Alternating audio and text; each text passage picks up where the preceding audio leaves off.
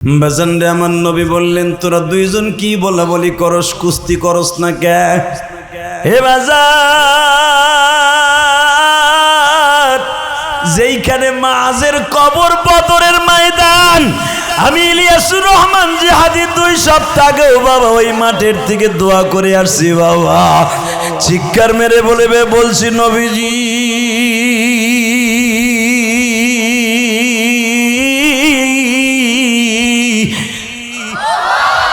আপনার আশেক মাস কোন জায়গায় দাঁড়ায় আপনার সাথে ওয়াদা দিয়েছিল জানি না। আমি ইলিয়াসুর রহমান জিহাদি গুনাহগার বাংলাদেশ থেকে বদরের মাঠে আসছি, ওই জায়গায় 14 জন মাস সহ ঘুমাই আছি। নবী কিয়ামতের মাঠে যদি আমি বিপদে পড়িয়া যাই, ওই মাস যেন বলতে পারে ও আমার কবরের পাশে দাঁড়াইয়া কাঁদছে।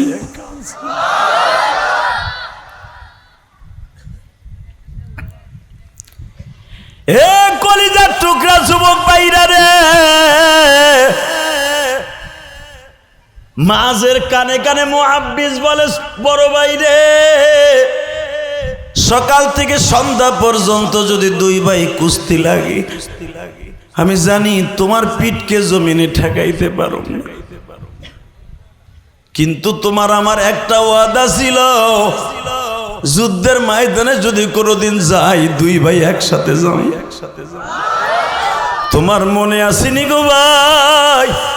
মাত্র 1.5 থেকে 2.5 বছর আগে আমার নবী মক্কার থেকে মদিনায় হিজরত করছিল। 165 জন যুবক, সবাই মুসলমানের পোলা ছিল না। আমরাও তখন কালেমা পড়ি নাই গো ভাই।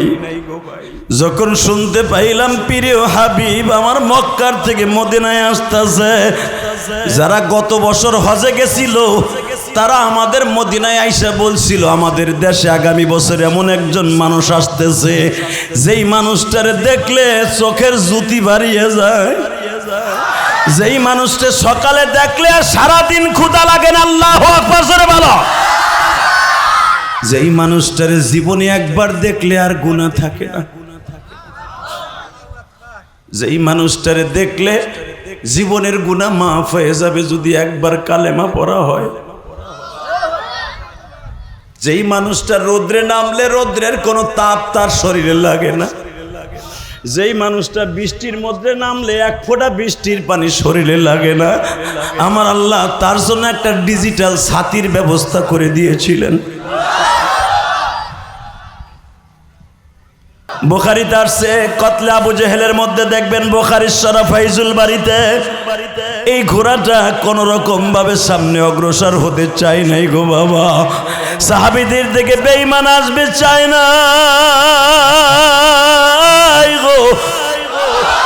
বেঈমান আবু জেহেল এই ঘোড়াটা বহুত আগের থেকে কিনে রাখছিল বাবা, আমার নবীর হত্যা করবে এই জন্য।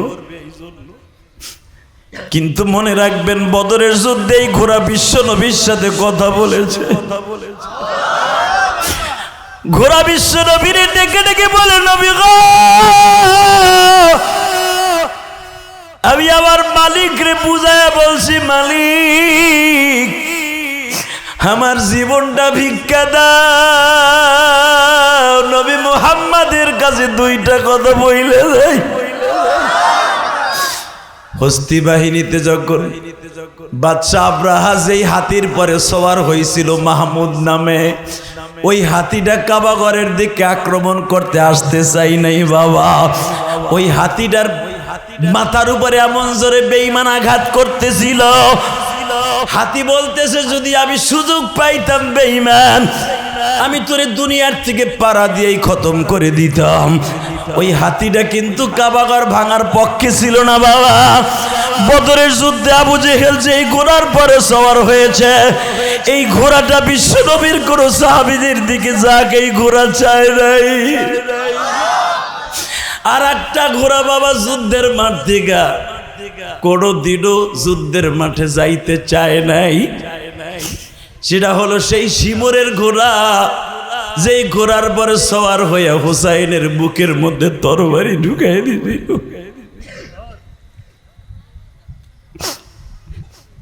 শিমুর যেই ঘোড়ার পরে ইবনে জিয়াদের নেতৃত্বে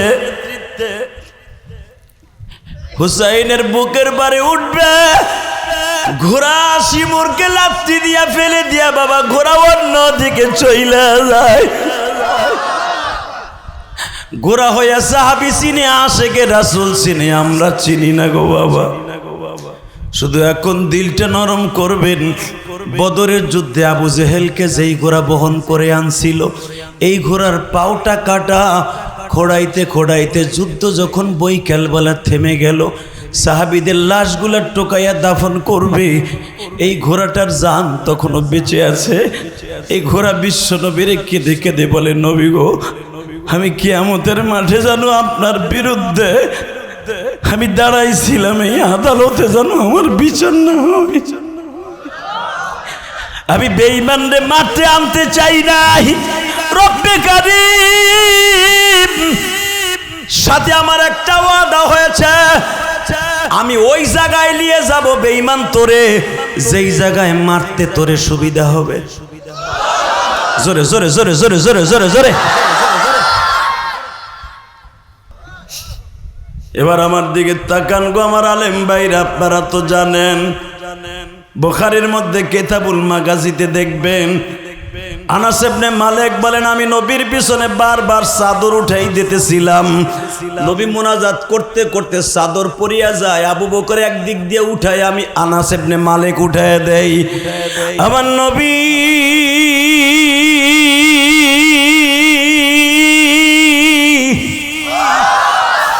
যখন দোয়া করতেছিলেন, ইন দি মিন টাইমে দেখি একজন দৌড়াই আসছে, পুরা বডির মধ্যে রক্ত।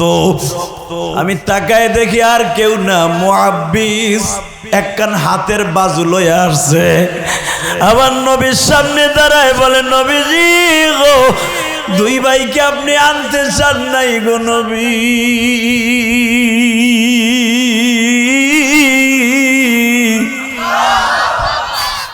হালাকে আমার ভাই সবচাইতে বড় কাজ করছে, বেঈমান আবু জেহেলরে কোপ দিয়া জমিনে ফেলছে। আপনার সাহাবী তারে দুনিয়ার থেকে খতম করছে। হে আমার কলিজার টুকরা ভাইরা রে, বিশ্বনবী মাঝের হাতটা হাতের মধ্যে নিয়ে বলে, আল্লাহ কিয়ামতের মাঠে আমার মাঝের হাতের মধ্যে তুমি জান্নাতের পাখা লাগাই দিয়া।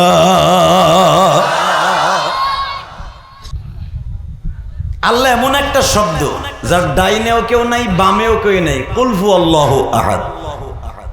উনি একাই স্বয়ং সম্পন্ন, ওনার কোনো কাউরে ধস লাগে না, ঠিক না? আল্লাহু আকবার, আল্লাহু আকবার, লা জিদ্দালা ওয়ালা নিদ্দালা লা শারীকা লা। অতএব আমি আপনাদের সামনে কোরআন শরীফ থেকে কয়েকটি আয়াত তেলাওয়াত করেছি। আয়াতকৃত তেলাওয়াতকৃত আয়াতগুলির মধ্যে প্রথম যে আয়াতটা তেলাওয়াত করেছি আমি আবার পড়ছি, আপনারা আমার সাথে পড়বেন, না পারলে গালটা লাড়াচাড়া করবেন, তাও বালা, ঠিক না?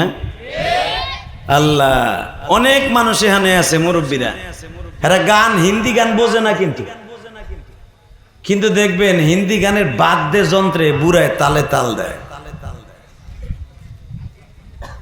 ঠিক না?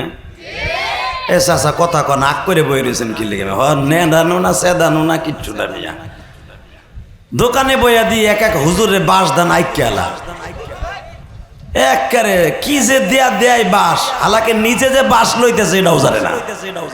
কথা ঠিক না বেঠিক?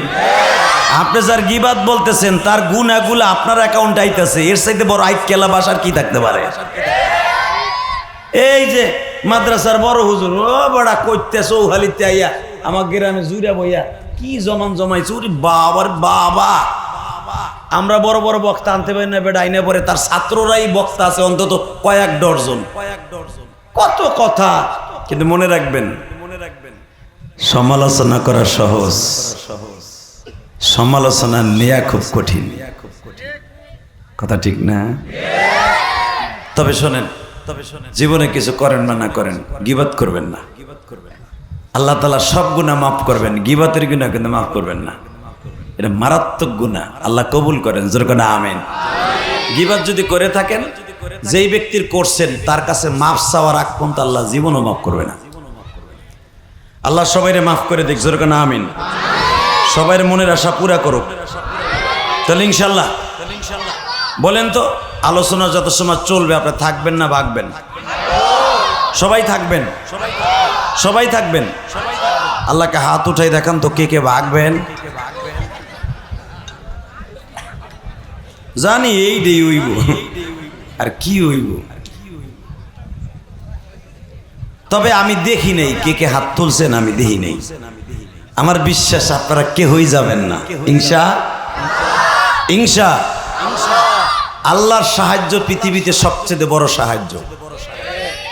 আমি আয়াতটা পড়ি, দেখেন আল্লাহ কি বলে। বিসমিল্লাহির রহমানির রহিম।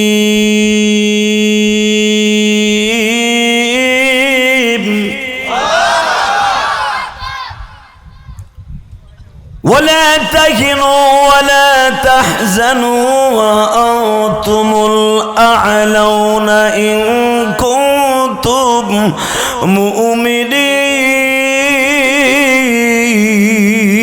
مؤمنين ولا تهنوا ولا تحزنوا। কথাগুলো কার? উনি যদি গ্যারান্টি দিয়ে বলে ওয়ালা তাহিনু ওয়ালা তাহজানু, ভয় করিস না, চিন্তা করিস না, বিজয় তোদেরই হবে। মোমেন বিজয় তোদেরই হবে। কে বলেছে? হ্যাঁ, কাদের হবে? আল্লাহ। ওয়াজ ভালো করে বুঝেন, আয়াতের তরজমা আগে করলাম। বিজয় কাদের হবে? মোমেনের। বিজয় হবে কাদের? না কমিনের? ওই যে আকাডা মুদি, টনি বিলাই, জ্যাকসিরা, জনি সনি কয় জমি, গিয়ারহাট সোয়েডার, জর্জ বুশ, কেলি বুলস, ঠোঁট মেলি না বেটায়। চিন্তা করে আবার কোন ছবি না পরে, এগুলা কি নাম না কুত্তাইডি? ওগুলা কুত্তাই। কথা কর না কেন? Gerhard Schroeder, Thabo Mbeki, Ban Ki-moon, Hillary Clinton. নামগুলা দেখেন কি সুন্দর, চমৎকার না? হ্যাঁ, আর এই যে আব্দুল জলিল, আব্দুল করিম, আব্দুল সত্তার, আব্দুর রহমান, আব্দুর রহিম। আহা, নামগুলা নিলেও সোয়াব, ঠিক না? কারো নাম যদি ইউসুফ থাকে, কারণ নাম যদি ইউসুফ থাকে, আল্লাহ সুবহানাহু ওয়া তাআলা ইউসুফ যদি নবীর পরে ডিফাইন করে বলে যে নবীর নাম ইউসুফ ছিল, এই ইউসুফের নাম ধরে ডাক দিলাম, আল্লাহর পয়গম্বর ইউসুফের সাথে জান্নাত দান করবে। কারণ নাম যদি মুহাম্মদ, আহম্মদ থাকে, মাহমুদ থাকে, এই নামগুলো যদি আমার নবীর প্রিয় হাবিবের উপরে ভিত্তি করে প্রেম লাগাইয়া ডাক দেয়, আল্লাহর রসুলের গাড়িতে জান্নাতে যাবে। আছে না? এই নাম আছে না? আল্লাহু আকবার, আল্লাহু আকবার। কারো মেয়ের নাম যদি মারিয়াম হয়, কারো মেয়ের নাম যদি আসিয়া হয়, এই নামগুলো তো পুরানো, ওইগুলা কেউ রাখে না। নাম রাহে ইঙ্কি, ফিঙ্কি, সিঙ্কি, রিঙ্কি, ইউটি, বিউটি, হেলে না, দিলে না, এদিক সেদিক যায় না, এক সেকেন্ডটা লেগে ঘরে উঠায় না, এইগুলো রাহে নাম। কথা কর না কে? এগুলো ভালো নাম না? নাম রাখছে রিঙ্কি, রিঙ্কি। বাবা, সি সি সি সি সি। মুসলমান মেয়ের নাম থাকবে সেই রকম নাম, নামও যেরম কামও সেরম, ঠিক না বেঠিক? টন বেস বাড়াও, মাস্টার বাড়াও, রিভারটা হালকা বাড়াও, আওয়াজটা ক্লিয়ার করো। তোমার মোবাইলটা ওই মিক্সারের থেকে সরাও। একসাথে একসাথে। হ্যাঁ, তো হাত ছড়া, তোর হাত পিছনে নিয়ে তো।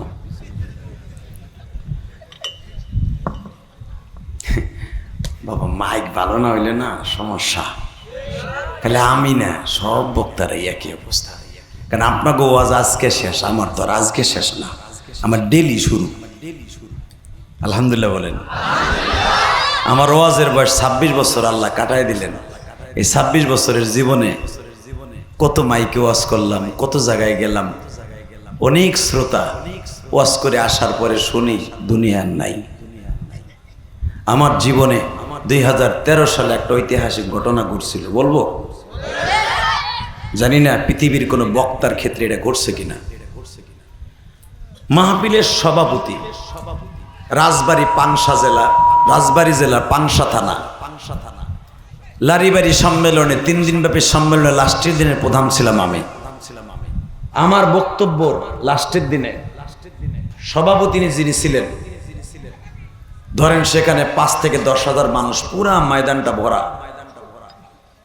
2013 সালের কথা বলছি। এই মুহূর্তে সভাপতি সাহেব বক্তব্য দিলেন।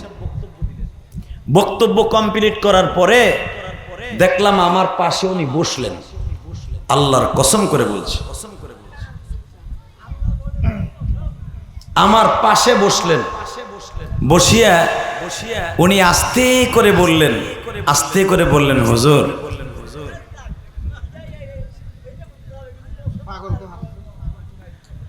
আল্লাহ, এই চাচা, চুপ,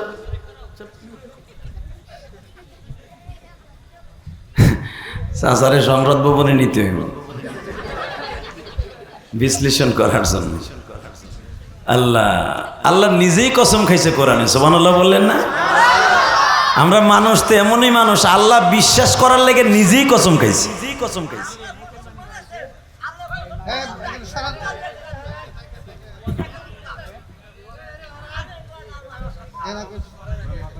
হ্যাঁ, মাথায় ভালো আছে, বাবাজি ভালো মানুষ, আলহামদুলিল্লাহ বলেন। তো আমার পাশে সভাপতি বসলেন। বসার পরে আল্লাহর বান্দা দেখলাম 5 থেকে 7 মিনিটের ভিতরে তার ছোট ছেলের ঘাড়ের উপরে ঢলে পড়ে গেলেন। ছেলেরা ধরাধরি করে আমার পিছনের থেকে স্কুলের ভিতর নিয়ে গেলেন। 5 থেকে আর 7 মিনিট পরে আমার কানে খবর আসলেন, সভাপতি সাহেব আর দুনিয়ায় নাই। আরে কে বা হবে সঙ্গে তোমার কবরে, কে বা হবে সঙ্গে তোমার মরণ। ওই হেডমাস্টার সাহেবের ছাত্র, 40 বছর ওই হাই স্কুলের উনি হেডমাস্টার। ওনার চাকরি রিটায়ারে চলে গেছিল। এরপরে ওই এলাকার ছাত্ররা রিকোয়েস্ট করে স্যারের চাকরির মেয়াদ আরো বাড়াই দিছে। এত জনপ্রিয় একজন স্যার। তার ছাত্র ম্যাজিস্ট্রেট, এসপি, ডিসি বাংলাদেশের। বিশ্বাস করেন, ওই স্কুলে, নামকরা স্কুলের মাঠ ওইটা। আমার মনে পড়ে, যখন মনে পড়ে বুক ভেঙে কান্না আসে। আমার আগে বক্তব্য দিলেন 5 মিনিট, 15 মিনিটের মাথায় সভাপতি আর দুনিয়ায় নাই। এই জন্য আমার প্রিয় হাবিব কি সুন্দর কথা বলেছে, কে বা হবে সঙ্গে তোমার মরণে। কারণ সে যখন মৃত্যুবরণ করে, তার বিবি ছিল তখন তার বড় ছেলের কাছে লন্ডনে, তার মেয়েটা হলো লন্ডনে, তার আর একটা ছেলে ঢাকায়। শুধু তার একটা ছেলে, একবারে সে শুধু তার বাপের সাথে আসছে, ওয়াজের সভাপতি বানাইছে। তাই বাপেরে কোলে করে নিয়ে যেই স্টেজে আমি ইলিয়াসুর রহমান জিহাদি ওয়াজ শেষ করলাম, ওই স্টেজে আমি ওই স্যারের জানাজা করে ঢাকায় আসছি। কারণ সবাই সিদ্ধান্ত নিল, এই মানুষগুলো এই রাত্রে যখন আসে, সকালবেলা সবাই থাকবে না। বিশ্বাস করেন, 2 ঘন্টার ভিতরে জানাজা করে কাফন পরাইয়া আমি ইলিয়াস রহমান জিহাদি জানাজায় শরীক হইয়া এরপরে ঢাকায় রওনা দিছি। এটা আমার জীবনের একটা ঐতিহাসিক ইতিহাস। আমার জীবনে এরকম ইতিহাস আর কোনোদিন কারো জীবনে হয়েছে কিনা কোনো বক্তার আমি জানি না। কেন বলছি জানেন? মৃত্যুর সময় কেউ আপনার সাথে থাকবে না, থাকবেন কে? জোরে বলেন কে কে কে কে? এমনকি আমার প্রিয় হাবিব যেদিন বিদায় নেয় সেই সময়ও নবীর পাশে তার স্ত্রী, তার মেয়ে, সবাইকে নবী বের করে দিয়েছেন। একমাত্র অনলি ওয়ান আমার নবী একা রুমের মধ্যে। এই যে আমার মাথায় যে চুলটা দেখছেন, এই চুলটা আমি মক্কার থেকে কেটে আসছি, বাংলাদেশে এসে এখনো বেলেট লাগাই নাই। আমি যখন এই সপ্তাহের আগের সপ্তাহে রসুলের রওজায় আখিরি সালাম দিচ্ছিলাম, তখন আমার নবীর ওই মৃত্যুর ইতিহাসটা আমার মনে পড়ে গেছে। বলি ইনশাল্লাহ বলেন, আল্লাহু আকবার জোরে বলেন। উলামা একরাম নবীজির মৃত্যুর ইতিহাস এই জন্য বলে যেন আমাদের মৃত্যুর কথা স্মরণ হয়। ঠিক না বেঠিক? দেখেন তো এক ফোঁটা পানি চোখ দিয়ে পড়ে কিনা। যদি আমার নবীর মৃত্যুর কথা শুনে আপনার চোখে পানি আসে, যুবক ভাই, আপনিও হাসতে হাসতে মৃত্যু হবে, ইমানের সাথে হবে, কবরে যাওয়ার সাথে সাথে জান্নাতের একটা সিস্টেম হয়ে যাবে। আর মোমেনের কোনো ভয় নাই, মোমেনের বিজয় হবে, তাই দুনিয়া হোক আর আখেরাতে হোক। ঠিক না বেঠিক? আমার প্রিয় হাবিব রবিউল আউয়াল মাসের 12 তারিখ বেলা 11টা থেকে 10:30টার ভিতরে আমার নবী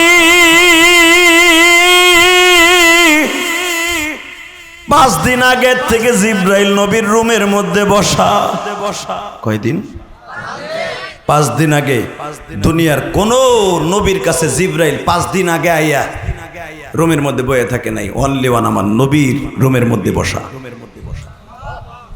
বুখারীর মধ্যে আসছে, আল্লামা আজিজুল হক বুখারীর সরা নকল করতে যে আল্লাহর কুতুব লেখেন, 5 দিন আগে জিব্রাইল নবীর সাথে বিভিন্ন রং বেরঙের কথা বলতেছে। কথা বলা যাবে না, বিভিন্ন রং বেরঙের কথা বলতেছে। যতবারই জিব্রাইল কথা অন্যদিকে নিতে চায়, ততবারই আমার প্রিয় হাবিব কথা উম্মতের দিকে ঘুরাই নিয়ে আসে। জিব্রাইল বলতে চাই, হুজুর আপনাকে 23টা বছর আমি কষ্ট দিছি, 23টা বছর আপনার কষ্ট দিছি। এই 23 বছরে অনেক সুখ দুঃখ আপনার সাথে আছে। নবী গো, আপনি আমারে মাফ করে দিয়েন। নবী আমার কয়, তুমি আমার কাছে মাফ না চাই এইটা কও যে আমি চলে গেলে আমার উম্মতের কি হইব।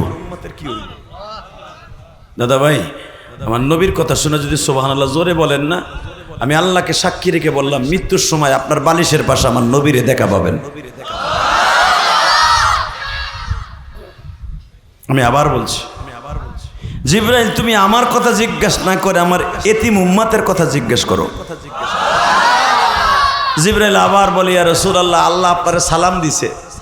আমার নবী কয়, আল্লাহ কি একবার দিবার সালাম দিছে? আল্লাহ তোমারে 27,000 বার সালাম দিছে। দুনিয়ার নবীরে, মুসা নবীরে সালাম দিছে 13 বার, ঈসা নবীরে সালাম দিছে 6 বার, 6 বার এবার আসমানে লয়ে গেছে। দাউদ নবীরে সালাম দিছে, ওয়ালাকাদ আতাইনা দাউদ ওয়া সুলাইমান ইলমা।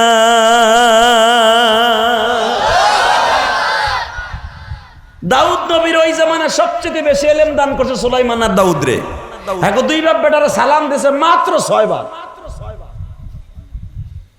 আর আমি নবীর কাছে সালাম আল্লাহ বাণী দিয়ে পাঠাইছে 27,000 বার। আমারে সালাম দিছে ওইটা পরে কও, আমি ইন্তেকাল করে চলে যাব, আমার উম্মত গুলার কি হইব? বল, সুতার উম্মত গুলার কি হইব?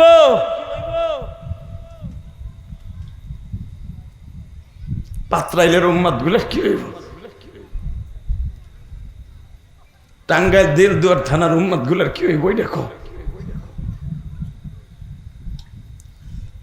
জিব্রাইল বলে, ইয়া রাসূলুল্লাহ, আল্লাহ আপনারা জিগাইছে আপনি কি আরো কিছুদিন থাকবেন না আজকেই যাবেন? এমন নবী কই, আমি কই একটা, তুমি কও আরেকটা। ইয়া রাসূলুল্লাহ, আমার তো কোনো এখানে ফ্যাক্টর না, আপনার বন্ধু আমার জিজ্ঞেস করতে কইতেছে তাই জিগাইতেছি। কে আমার বন্ধুরে তুমি জিগাইতে পারো না? উল্টা ফিলেজ আমার উম্মতের কি হইব একবার কইতে কও। 10 বার জিজ্ঞেস করার পর আল্লাহ রিটার্ন বললেন, আমার নবীরে বলে দাও, নবী চলে যাওয়ার পরে তার দায়িত্ব আলেমদের পরে থাকবে। আল উলামা ওয়ারাসাতুল আম্বিয়া, যার দায়িত্ব আলেমদের পরে থাকবে। এটা জিবরাইল আল্লাহর পক্ষ থেকে বললেন না বানানো? তা আল্লাহর পক্ষ থেকে যদি বলে থাকে, আল্লাহ কোরআনে বললেন ইন্নামা ইয়াখশাল্লাহা মিন ইবাদিহিল উলামা। আল্লাহ যে আলেমদেরকে এত ফ্যাসিলিটি দিলেন, ওয়াতিলকাল আমসালু নাদরিবুহা লিন-নাসি ওয়া মা ইয়াকিলুহা ইল্লাল আলিমুন। আলেম 1 বছর আলিমুন জমার সিগা, কিয়ামত পর্যন্ত আনেওয়ালা আলেম। এই আপনাগো টাঙ্গাইলের জমিনেও যত আলেম আছে, টাঙ্গাইলের জমিনে যত আলেম চলে যাবে, যারা বর্তমানে আছে, সবাইকে টার্গেট করে আল্লাহ কোরআনে আয়াত নাযিল করেছে। তা আলেমদেরকে আল্লাহ ভালোবাসা নবীর কাছে শেষ কথা বলতেছে। আলেমদেরকে ভালোবাসা আল্লাহ বলে, আর আমরা ধরে ধরে আলেমগুলারে খোয়ারে বলি। কথা কর না কে? আলেমগুলারে আয়না ঘরের মধ্যে নিয়ে চোরের মতো হাত পা বাইন্দা উলঙ্গ করে পিডাই, আবার আয়না ঘরের মধ্যে বলে দেই, বাহিরে যে যদি ডায়লগ মারান জীবনের তরে শেষ করে দেব। লজ্জায় আলেমগুলো আয়না ঘর থেকে বাইরে একার কাছে কয়ও না। মনে রাখবেন, মান আকরামা আলেমান কান্নামা আকরামানি। জালেমকে সম্মান করলো সে আমি নবীরে সম্মান করলো, জালেমকে অপমান করলো সে আমি নবীর অপমান করলো। কারণ আমি নবী চলে যাইতেছি, দায়িত্ব আলেমদেরকে দিয়ে যাইতেছি। মারহাবা বললেন না? যে ব্যক্তি আলেমের চেহারার দিক তাকায় থাকে, সেজন্য আমি নবীর দিকে তাকায় থাকে। বাজান রে আমার, আল্লাহ বললেন আপনার দায়িত্ব আপনার আলেমদের কাছে দিয়ে গেলাম। আমার নবী বলে, ও জিবরাইল,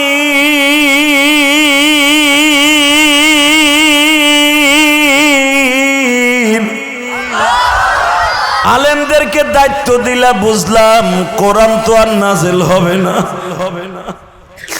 নবী কোরআন নাজিল হবে না, কিন্তু এই কোরআনের মস্ক যখনই কারি সাবরা করবে, মনে করবেন আমি জিবরাইল বুঝি নতুন করে আবার নিয়ে আসলাম। বাংলাদেশে এমন এমন কারি জন্ম নিছে বাবা, যাদের কণ্ঠে যখন কোরআন তেলাওয়াত শুনি, মনে হয় আজকে বুঝি তিলাওয়াতকৃত আয়াত নাজিল হইল। ঠিক না বেঠিক? এই যে মাদ্রাসার ছেলেগুলা তেলাওয়াত করা সময়ের অভাবে তেলাওয়াত করতে দেয়া হয় নাই। যদি এক একটা ছেলেকে হাফেজে কোরআনদেরকে তেলাওয়াত করতে দিতাম, আপনার হৃদয়টা গলে যাইত। কথা বলেন না কেন? কিয়ামত পর্যন্ত মাদ্রাসার কোরআনের বাতি জ্বলবে, এই বাতিকে কেউ নিভাইতে পারবে না। যে নিভাইতে আসবে ও নিজেই নিভে যাবে। কথা বলেন না কেন? আরো জোরে বলতে হবে। এই মুসলমানের পোলা, কিয়ামত পর্যন্ত আলেম মাদ্রাসায় জন্ম নিবে, আলেমদেরকে মাইনাস করে কেউ ক্ষমতায় থাকতে পারবে না। এই যে বিচারপতি মানিক, এই যে মানকা,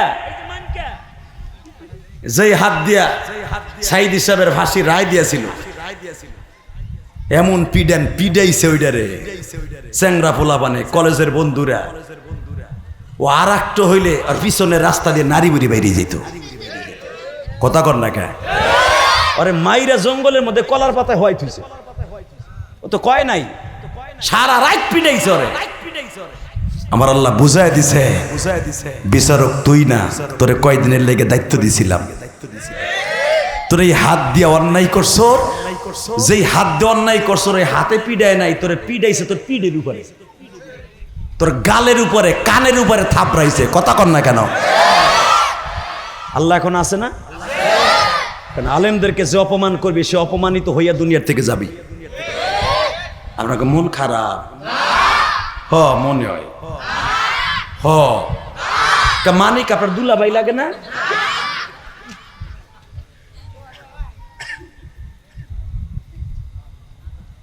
আলাইসাল্লাহু বিআহকামিল হাকিমিন। ওয়াজটা ভালো করে বুঝেন। ইদা হাকামতুম বাইনান নাস ইন তাহকুমু বিল হাক। যখন তোমাদের সামনে বিচারে কোনো ফাইল যাবে, সাক্ষ্য প্রমাণ নিয়ে হাত সঠিক বিচার করবি। 7 ব্যক্তিকে আমি আল্লাহর টান দিয়ে আরশে আজিম নিমিষে ছায়া দিব, এর ভিতরে তুই একজন যদি সঠিক বিচারক হস, আলেমের সাথে তোর আমি আরশে আজিমের নিচে ছায়া দেব। কি মনে করলেন একজন বিচারকরে? এলাকায় অনেক মাতবার চাচা আছে, ঘুষ খাইয়া গরিবের পক্ষে রায় দেয় না, দেহে কার পোতা মোটা পোতা ওর পক্ষে কথা কয়। মরবানা সামদু চাচা মানকের মতো পিটানি খাবা, কষ্ট হইতেছে অজ্ঞামী, তারপর ওয়াজ করবে। চেয়ার খালি রাখা যাবে না, কিন্তু হুজুর বসেন। এই মুসলমানের পোলা, শুধু ভালো করে বল যুবক, বাংলাদেশে মনে রাখতে হবে, ভালো করে মনে রাখেন, এই যে ছাত্র বন্ধুদেরকে এদেরকে মনে করতে হবে আবাবিলের মতো আল্লাহ অল্প দিনের জন্য পাঠাইছে। আলহামদুলিল্লাহ সুম্মা আলহামদুলিল্লাহ। শুধু একটা কথার উত্তর দিবেন, এই জমিনে এখন আল্লাহ আছে না নাই? বিজয় মুমিনেরই হবে। কার হবে? জোরে কোন, আরো জোরে। কমিনের। কার? আল্লাহ যারা আসতে কয় হেমন নাই মুমিন না। বিজয় হবে কার? না কমিনের? মুমিনের। আমি বলছি না আল্লাহ বলছে? শোনেন মুমিনের বিজয় কেমনে হয়। মুসলমানের সংখ্যা মাত্র 313। আলহামদুলিল্লাহ বলেন। বেঈমানের সংখ্যা 1000-এর উপরে। এটা কেমনে সম্ভব? 3 গুণ বেশি। কথা কর না কেন? তা 3 গুণ। একটা মানুষের যদি 3 জনে মারে, 2 জনে ধরছে, একজনে ধরছে মাজা, একজনে ধরছে ঠ্যাং, আর একজনের চুলের মুটকি ধরে ঘুষাইতেছে, ও আর লড়াচড়া করতে পারবে? তো যেখানে ধরেন 313 আর ওরা হলো 1000, তাহলে একজন সাহাবীর ভাগে কয়জন পড়ছে? হ্যাঁ, 3 জন। তাহলে একটা মানুষে 3 জনে মারবে, এমন ভাগে পড়ছে 3 জন কইরা। হালাকে তার ভিতর দিয়েও মুসলমান বিজয় হয়েছে, কারণ আল্লাহর ওয়াদা আছে, ওয়ালা তাহিনু ওয়ালা তাহজানু ওয়া আনতুমুল আ'লাউনা ইন কুনতুম মুমিনিন।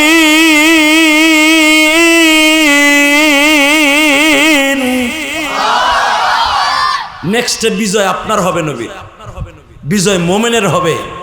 চিন্তার কোনো কারবার নাই, ভয়ের কোনো কারবার নাই। আল্লাহু আকবার জোরে বলতে হবে, আল্লাহু আকবার আরো জোরে বলতে হবে।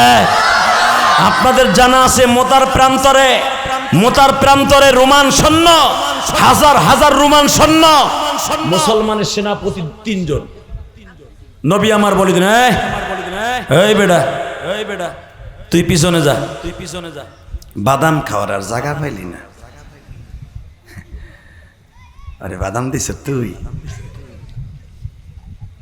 মাশাআল্লাহ, তোরা 3 জন আল্লাহর ওলি হয়ে যা। মাশাআল্লাহ মাশাআল্লাহ। তা আমার দিকসা আর ওর দিকসা আমি না, ঠিক আছে? মাশাআল্লাহ, কি ভদ্র দেখছেন কথা, ঠিক আছে। আসলে বাবা এই সমস্ত ছেলেদেরকে ধন্যবাদ দেওয়া উচিত, তাই না বাজান? এদের যদি আমি এখন রাগ করে কই ওই পর্দার বাইরে যখন ওই বকাটার আমি এখন দিব না, ওই এমন বক একটা আমার দিব, মানে তাতে আমি যদি শুনি ওরে ঘুষাইতে ঘুষাইতে আধা ঘন্টা ঘুষাবো, ও এমন বকা আমারে দিব, ঠিক না ভাই? ঠিক। কিন্তু আমি ওরে উডা মনে ওর লেগে দোয়া করলাম, আল্লাহ ওর অলি বানাই দাও। পারে না? এ কাজী নজরুল ইসলাম, ওই যে রুটির ঘটনা পড়ছো না তোমরা? এখন তো এইগুলা নাই, এখন আছে কি ব্যাঙের নাচ, পাকালাচি হাসিল হাসিল, আস্তে আস্তে বিদায় নেবে। আলহামদুলিল্লাহ বলেন। শিক্ষা প্রতিষ্ঠান থেকে এই ব্যাঙের নাচ, মেয়েদের শরীর খেলা বলে কেমনে কি করতে হইব স্কুলে দেখান লাগবে না, ওটা দেখানোর জন্য আমার মা চাচিরাই যথেষ্ট। আগে আমার মা চাচি গো দাদিরা শিখাইছে না? হে চাচা কথা কইেন, কিন্তু আপনার মেয়েরে তার মায় শিখাইছে, আমার মেয়েরে আমার বউ শিখাইছে। ওই স্কুলে পোলা মায়ের একসাথে শিখান লাগবে না যে শরীর খেলা বলে কেমনে তার পবিত্র হতে হয়? কথা বলেন না কেন?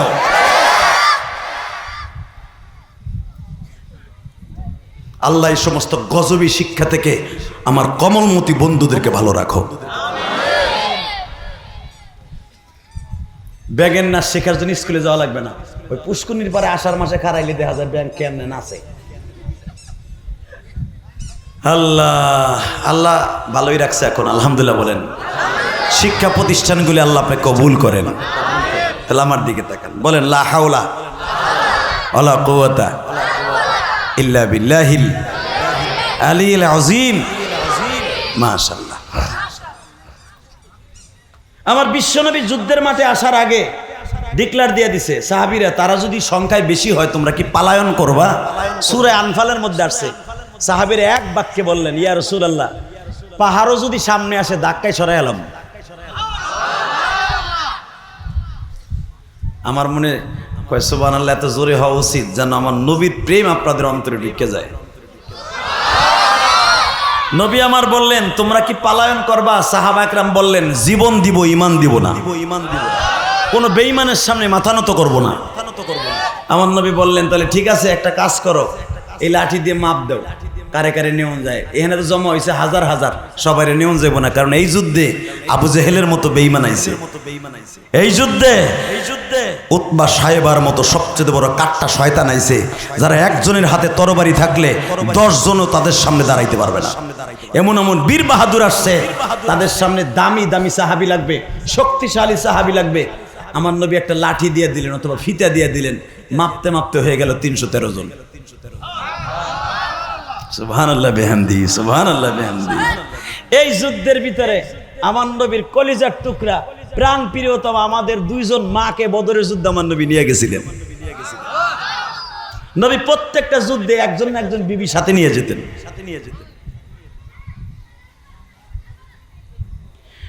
বাজানরা আমার কলিজার টুকরা নবী মসজিদে নববী থেকে 7 কিলোমিটার দূর জুলহুলাইফা, যেখান থেকে হাজীদেরকে ইহরাম পড়ানো হয় মদিনার থেকে, আমার নবী এখানে মঞ্জিল গাড়লেন। নবীর উটকে থামায়া বললেন, 311 জন ঠিক মতো আছে কিনা। 311 জন গুনতে যায় দেখা যায় 311 জন নাই, 313 জন। নবী আমার বলেন, আমি 311 জন নিয়ে মদিনার থেকে বের হইলাম। 313 জন কোথার থেকে আসলো? নবী আমার বললেন, এক একজন করে ডাক দাও। আবু বকর লাব্বাইক ইয়া রাসূলুল্লাহ, হযরত ওমর ইবনে খাত্তাব লাব্বাইক ইয়া রাসূলুল্লাহ, আব্দুর রহমান বিন আওফ লাব্বাইক ইয়া রাসূলুল্লাহ, আলী ইবনে আবু তালেব লাব্বাইক ইয়া রাসূলুল্লাহ, উম্মে হামজা, আম্মি হামজা, আমার চাচা হামজা লাব্বাইক। এক এক করে গুনতে গুনতে গুনতে 311 জন। ইন দি মিন টাইমে আমার নবী বলে, যেই 2 জন লাব্বাইক কয় না, ওই 2 জন কে? দাঁড়াইছে একবারে 18 বছরের এক যুবক।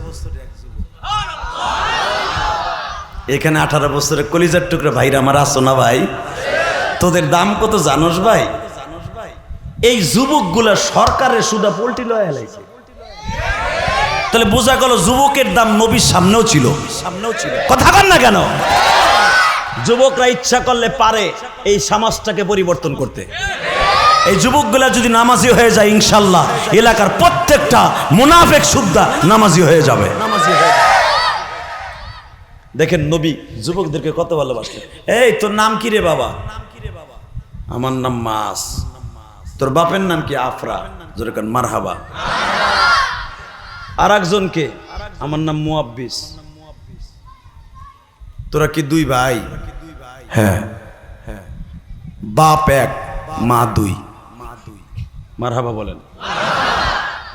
মাছ হলো বড় ঘরের, ছোট ঘরের আমি। দুঃখের বিষয় আমাকে 2 ভাইয়ের মাও নাই, বাপও নাই। আমরা 2 ভাই এতিম। মনে রাখবেন, আমার নবী এক জায়গায় সবসময় দুর্বল থাকতেন। কেউ যদি বলতেন আমার মা বাবা নাই, নবী আমার আর সহ্য করতে পারতেন, কারণ আমার নবী তো ছিল এতিম। যখন বলে ফেললেন, বাবা তোমার বয়স কত হবে? হুজুর আমার বয়স 18 থেকে 20। তোমার বয়স কত হবে? আমি ওর 2 বছরের ছোট, ধরেন 16 থেকে 17। ও বাজার, আমার বিশ্ব নবী বললেন, মাজার মুআব্বিজ রে, তোরা 2 ভাই এই বছর অন্তত যাইস না বাবা, পরবর্তীতে যদি যুদ্ধের দামামা বাজে সেই সময় যাইস। মাঝ একটা চিৎকার দিয়া বলে, নবী গো, আমি জানি আপনি যখন ফিতা দিয়েছিলেন মাপার জন্য, আমি ইচ্ছা করে দূরে দাঁড়াইছি, কিন্তু লাইনে দাঁড়াই নাই। কেন দাঁড়াই নাই? আমি মাপেও হব না, আমি যাইতেও পারবো না।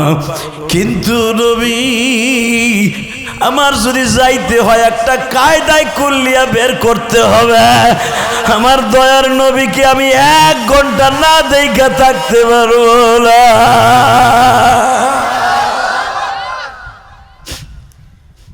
নবী, আমি যাইতে পারবো না, তার সূত্রটা কি? কেন যাইতে পারবো না? কি হয়েছে আমার? আমি তো যুবক বাবা। 1 নম্বরে এই যুদ্ধে আমি বাছাই করছি 25 বছরের উপরে বয়স হইতে হবে। কারণ এই যুদ্ধটা খুব ক্রিটিক্যাল যুদ্ধ, এই যুদ্ধ খুব সিরিয়াস। শক্তির বাহাদুরি দিয়া যুদ্ধ করতে হবে। মাস বলে ফেললেন, হুজুর যদি শক্তির জন্য আপনি নিয়ে থাকেন সাহাবীদেরকে, আপনার এই 311 জনের মধ্যে সবচেয়ে বড় শক্তিশালী কে? আসলে আপনাকে কষ্ট হয়ে গেছে, আমারও ফেরা 1 ঘন্টা হয়ে গেছে। মোনাজাতটা করে দেই। এই আওয়াজ, আরে মিয়া, এই মাঝের সাথে আপনার জান্নাত হবে যদি মাঝের প্রেম আপনার অন্তরে থাকে। এই সমন্বয় যখন আন্দোলন করলো আমার কলিজার টুকরা কমলমতি যুবক ভাইরা, অনেক মা মাঠে নামছে, ঠিক না বেঠিক? জিজ্ঞাসা করা হয়েছে, আপনি আইছেন কে? আমি আইছি আমার পোলারে আগাই দিতে। দেখেন নাই আপনারা?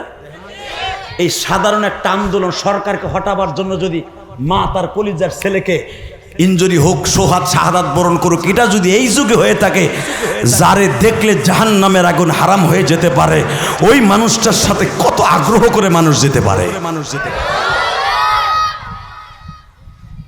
বুঝিয়ে লন। সাথে সাথে যখন বললেন, মাস তুই সবচেয়ে বড় যুদ্ধের ভিতরে যে শক্তিশালী, তার সাথে কুস্তি লাগবি? কয় সবচেয়ে বড় শক্তিশালী আমার জানা মতে আপনার ওমর, ওমরের সাথে আপনার কুস্তি লাগাই দেন। নবী আমার কয় কি? ওমরে দেখলে শয়তান ওই রাস্তা দিয়ে যায় না, বলে ওমরের লাগে যুদ্ধ করব। যা বুঝে লাইছি তোর আগ্রহ অনেক বড়, বয়স যদিও কম, যা তোর অনুমতি দিয়ে দিলাম। মুআব্বিস, তুমি বাসায় রিটার্ন যাও। বিজয় কাদের হবে? জোরে কন না কমিনের? মাথায় রেখে ইন্দিমি টাইমে মুআব্বিস বলে, হুজুর আমার বাইরে অনুমতি দিয়ে দিলেন। হ্যাঁ, আমি কি করছি? তোর বয়স কম, তোর শক্তি কম, তাহলে আমার ওই বাইরে আমার লগে যুদ্ধ লাগান। দেখান ওরে কয়টা পোল্টি মারি আমি। তলে তো নিতে পারবেন। আমার নবী 1 চোখে হাসে আর 1 চোখে কান্দে। মানুষ জীবন বাঁচায় রাখতে চায়, ওরা সাইদা মরতে চায়। তুই কি জানোস বাবা এই যুদ্ধে কারা আসতেছে? কে আসতেছে? আবু জেহেল। আরে পানি খাওয়ার টাইম দিব না। আমার ওয়াজিব আমি আল্লাহুম্মা আমিন। রব্বানা আনফুসানা ওয়া ইল্লাম তাগফির লানা ওয়া তারহামনা। রাগ করবো না? আর আমিও ছাড়বো না। আপনি চিন্তা করে একটু দেখলাম কি করেন আপনারা। আলহামদুলিল্লাহ বলতে পারলেন না? এরকম একটা আওয়াজ দিয়েন কেমন? আমার যুবক ভাইরা আওয়াজ দিতে পারবা না? ইনশাল্লাহ দিবা তো, আওয়াজ দিবা তো ইনশাল্লাহ। তোমার মতো যুবক দেখো কত বড় নবীর প্রেমিক। বিশ্বনবী বলে ফেললেন, তোমার বাইরে বলটি দিবা? এ মাস কি কয়? খুজুর ওর গায়ে শক্তি আছে। নবীকে ঠিক আছে, দেই পরীক্ষা হয়ে যাক। খেলাটা দেখতেছেন কে? উনি দেখে না? হ্যাঁ না, শেখ হাসিনার মতো ইন্ডিয়া যে বই রয়েছে। হে বেটা ভালো করে বুঝো, আমার আল্লাহ এমনই একজন। শোনেন উনি কেমন? তাবারাকাল্লাযী বিয়াদিহিল মুলক ওয়া হুয়া আলা কুল্লি শাইইন কাদির। আল্লাযী খালাকাল মাউত ওয়াল হায়া লিয়াবলুয়াকুম আইয়ুকুম আহসানু আমালা। উনি এমন একজন বাদশাহ, উনি এমন একজন বাদশাহ, সারা পৃথিবীর ক্ষমতা ওনার হাতের মুঠোর মধ্যে। আমরা 15 বছরে ক্ষমতা পাইয়া যা মনে চাই তাই করছি। আওয়ামী লীগ করলে কোনো মামলা নাই, বিএমপি আলার একটাও করে থাকতে পারবি না। গাড়ি পরে পল্টনে মামলা খায় মে আর পুটি জানি।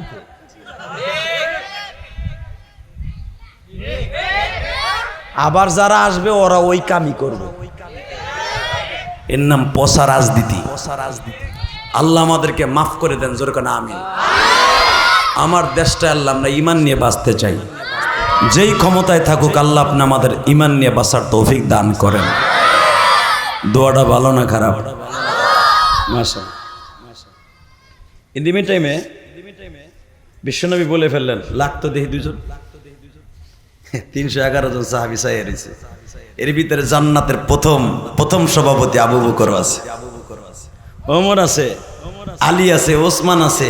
তাগর সামনে দুই ভাই, আর এক বাইরে ছোট্ট ভাই, বড় ভাই দুই পায়ের মাঝখান দিয়া এই ডাইন পাউডার ঢুকাই দিয়া কানে কানে কয়, ভাই আমি জানি তোর লাগে আমি পারব না, কারণ তোর যে শরীর বানাইছ জোর দিল লাগিয়া, এই এক ঘুষি দিলে আমি 3 দিন উঠতে আর মনে ব্যথায়, আমি জানি ভাই তোর পাও দুইটা ধরছি, তুই অভিনয় করে হইয়া পড়িস।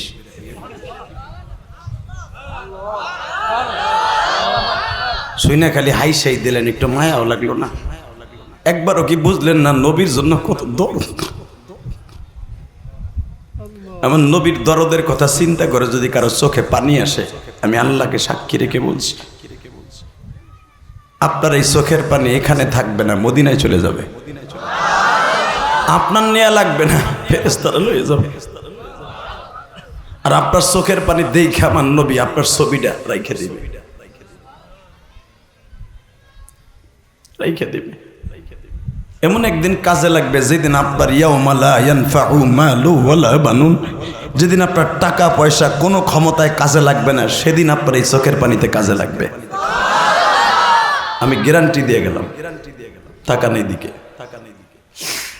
বাজান রে, আমার নবী বললেন, তোরা দুইজন কি বলা বলি করস, কুস্তি করস না কে? হে বাজার, যেইখানে মাঝের কবর, বদরের ময়দান, আমি ইলিয়াসুর রহমান জিহাদি 2 সপ্তাহ আগেও বাবা ওই মাঠের থেকে দোয়া করে আসছি বাবা। চিৎকার মেরে বলছি, নবীজি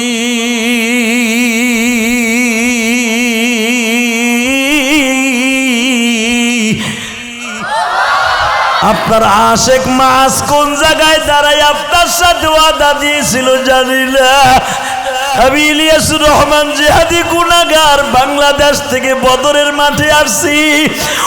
ওই জায়গায় 14 জন মাস সহ ঘুমায় আছি। নবী কিয়ামতের মাঠে যদি আমি বিপদে পড়িয়া যাই, ওই মাস যেন বলতে পারে ও আমার কবরের পাশে দাঁড়াইয়া কাঁদছে।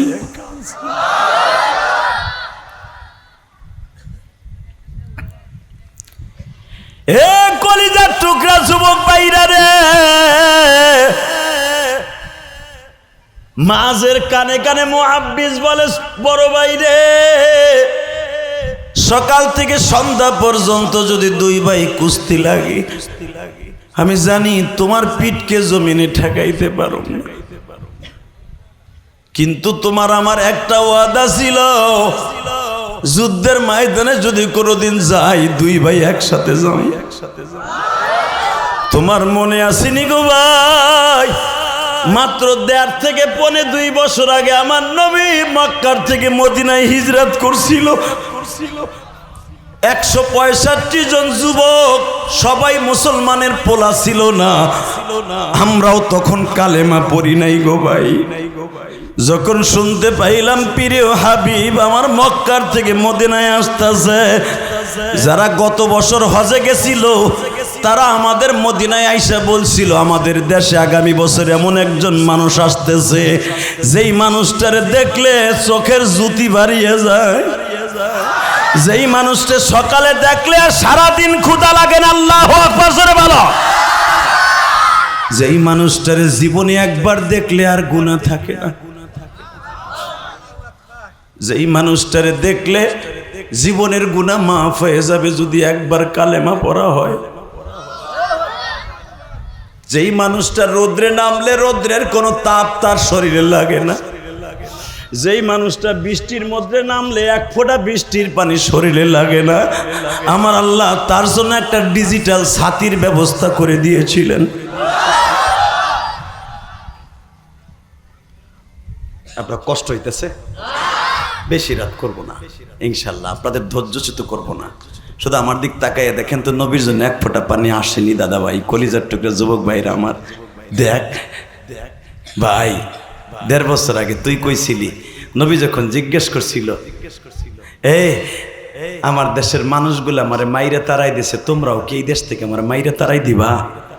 তখন আমরা দুই ভাই দীপ্ত কণ্ঠে বলছিলাম, দরকার হয় জীবন দিব, বুক দিব, পিঠ দিব না।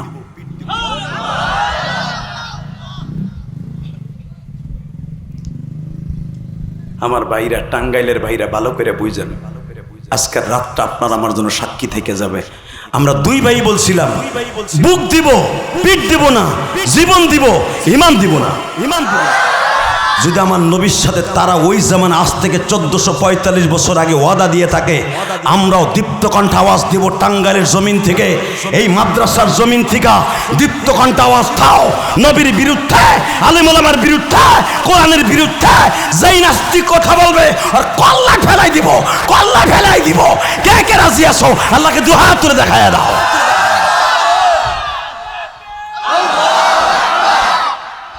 শেষ।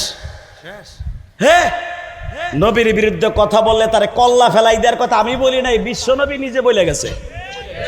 কথা বলেন না কেন? নবী নিজে বলে, মান সাব্বা নাবিয়ান ফাকতুলু। যদি দেখোস তোর গ্রামের কেউ আমারে গালি দিছে, ওরে রাতের অন্ধকারে হত্যা করবি, ওরে বাজারের মধ্যে পিটাইয়া হত্যা করবি, ওরে ফাঁসির মঞ্চ দিয়ে জাগায় পুঁতা ফেলবি। এটা আমার আল্লাহর ঘোষণা। চাচা মোদিকে বলবো, আপনার দেশের এক হিন্দু পুরোহিত আমার নবীকে চরিত্রহীন বলে গালি দিয়েছে, আমার নবীকে নিয়ে বাজে মন্তব্য করেছে। অতি তাড়াতাড়ি ওই পুরোহিতকে অ্যারেস্ট করছেন, আমরা খুশি হই নাই। ওরে ডাইরেক্ট ফাঁসির মঞ্চে দিতে হবে। টাঙ্গাইলের যুবক, তুই রাজি আসস না? নাই, ওই পুরোহিতকে ফাঁসির মঞ্চে ঝুলাইয়া দেখাই দিতে হবে। আহম্মদ আর মোহাম্মদ ওই ভারতে জন্ম নিয়েছে, হাজী ইমদাদুল্লাহ মহাজরে মক্কি ওই দেশে জন্ম নিয়েছে, ওই দেশে মঈনুদ্দিন চিশতি জন্ম নিয়েছে, ওই দেশে উসমান হারুনি জন্ম নিয়েছে, ওই দেশে আনোয়ার শাহ কাশ্মীরি জন্ম নিয়েছে, শাহীন আহমদ মাদানী জন্ম নিয়েছে, ওই দেশে ইলিয়াস রহমাতুল্লাহ আলাইহি জন্ম নিয়েছে, ওই দেশে জাকারিয়া সাহেব রহমাতুল্লাহ আলাইহি জন্ম নিয়েছে। মনে রাখতে হবে, ভারত এমন একটা দেশ, পৃথিবীতে উপমহাদেশের মধ্যে সবচেয়ে বড় বড় ওলি ভারতবর্ষে জন্ম নিয়েছে। ওই দেশে আমার নবীরে গালি দিবা, তুমি যেই হও না কেন, ওর সাথে আমাদের কোনো পীড়িত নাই। ওর পীড়িত হবে, ওর জায়গায় কল্লা উড়াই দিব। রাজি আছেন না? নাই? আল্লাহ কবুল করেন। এই যে যারা আমার সাথে ঠিক বলছেন না, মরার সময় আপনি কোনো নেতারে পাবেন না, একজন মাত্র নেতা পাবেন, সে বিশ্ব নবী আমার নেতা।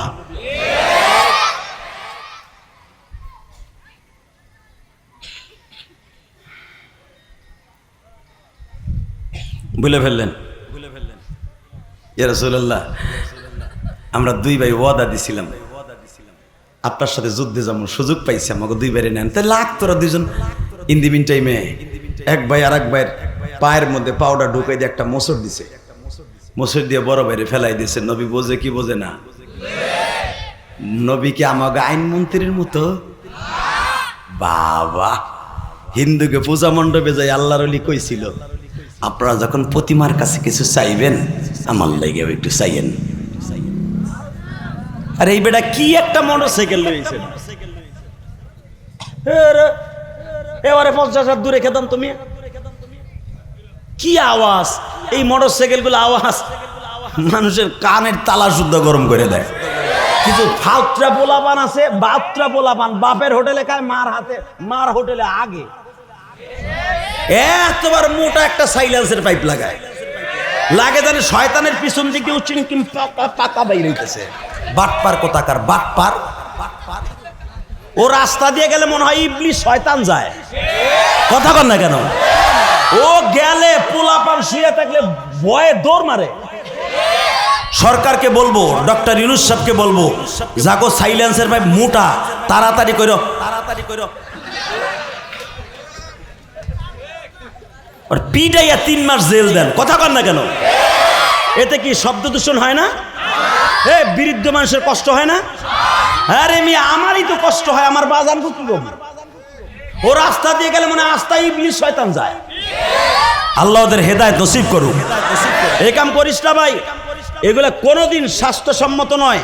এতে মানুষের বরদোয়া পাওয়া যায়, দোয়া পাওয়া যায় না। তুই তো একটু ভালো লাগে, তোর এটা ভালো করবি, তুই যে দেশ। আল্লাহ না করুক যদি এইরকম মানুষের বর্দ নিয়ে মারা যাস, তোরে কই দিব আমি, আল্লাহই ভালো জানে। এটা খুলে লাইস ভাই, যেটা জাপান বানায় দিছে, ইন্ডিয়া বানায় দিছে, ওইটাই চালাইস। নতুন করে মোটিভাই করে লাগাইস না, তাহলে তোর কপালে মরণ আছে। আল্লাহ হেফাজত করেন, তোর কারণে আমিন। বিশ্বাস করেন, মনের কষ্টে কই যুবক ভাইরা যদি এরকম মোটা লাগাই থাকস, কালকে খুলে আলা, তোর লাগে দোয়া করি আমি। আর যদি না খুলস, এটা যখন আমার সামনে দিয়ে যায়, বিশ্বাস করেন মনের তে বরদয়া পড়ে।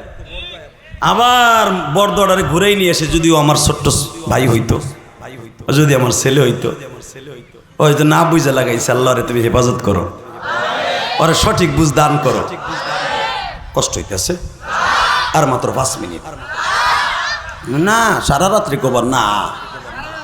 হ্যাঁ ঠিক আছে, সারা রাত বয়ে থাকেন ইনশাল্লাহ। বলেন মারহাবা, বলেন। নবী বুঝতেছে না, আমার নবী দেখতেছে। কিরে মুহাব্বিস, ইয়া রাসূলুল্লাহ দেখছেন বাইরে কিন্তু একবার পোল্টি মেরে দিছি, আবার লাগ, আবারও পোল্টি, আবারও পোল্টি, ফেলাই দিয়া বুকের উপর উঠা এইভাবে হাত উঁচা করে বলে, ইয়া রাসূলুল্লাহ দেখছেন, শক্তির জন্য যদি ভাই যাইতে পারে, আমার শক্তি তো কম না। আমার নবী বলে, মুহাব্বিস রে, যা যা, তোরে অনুমতি দিয়ে দিলাম, কিন্তু মুহাব্বিস রে, তোদের ব্যবহারে আমি নবী পাগল হয়ে গেলাম। যুদ্ধের ময়দানে যাওয়া হইল বাবা, মসজিদে আরিশ, যেই মসজিদে আমি এবছরও বাবা আসরের নামাজ পড়ছি। এই যে 2 সপ্তাহ আগেও আমি আসরের নামাজ পড়ছি, যেই জায়গায় নবীর জন্য মঞ্চ করা হয়েছিল, যেই মসজিদের বারান্দায় দাঁড়াইলে শয়তান আবু জেহেলের কবর, উতবা সাহেবের কবর। বাজানডি, আমার বিশ্ব নবী ওখানে দাঁড়ায় বললেন, সাহাবীরা রে, আমি তোমাদের কাছে অনুনয় বিনয় করে বলছি, আমরা পরাজয় বরণ করি আর জিতিয়া যাই, ময়দানটা ছাইরা যাইস রে। আমার আল্লাহ আমার সাথে ওয়াদা দিছে, ওয়াইস্তাস্তাগীসুনা রাব্বাকুম ফাস্তাজাবা লাকুম আন্নী মুবিদ্দুকুম বিআলফিম মিনাল মালাইকাতি মুরদিফিন। আমার আল্লাহ ওয়াদা দিছে, আমার 1000 ফেরেশতা দিয়ে সাহায্য করবে। তোরা ময়দান থেকে পলায়ন করিস না। বাজান এখন দিলটা নরম করবেন। যুদ্ধ লেগে গেল বাবা, সকাল 10টার সময় সব সাহাবীরা রোজা, কারণ 17ই রমজান বেলা 10টায় যুদ্ধ শুরু হইল। আবার বিশ্বনবী মাজ আর মুহাব্বিসকে ডেকে ডেকে বললেন, মাজ রে, একটা কথা বলি রে মাজ, তোরা 2 ভাই সহজে মাঠে নামবি না। কেন?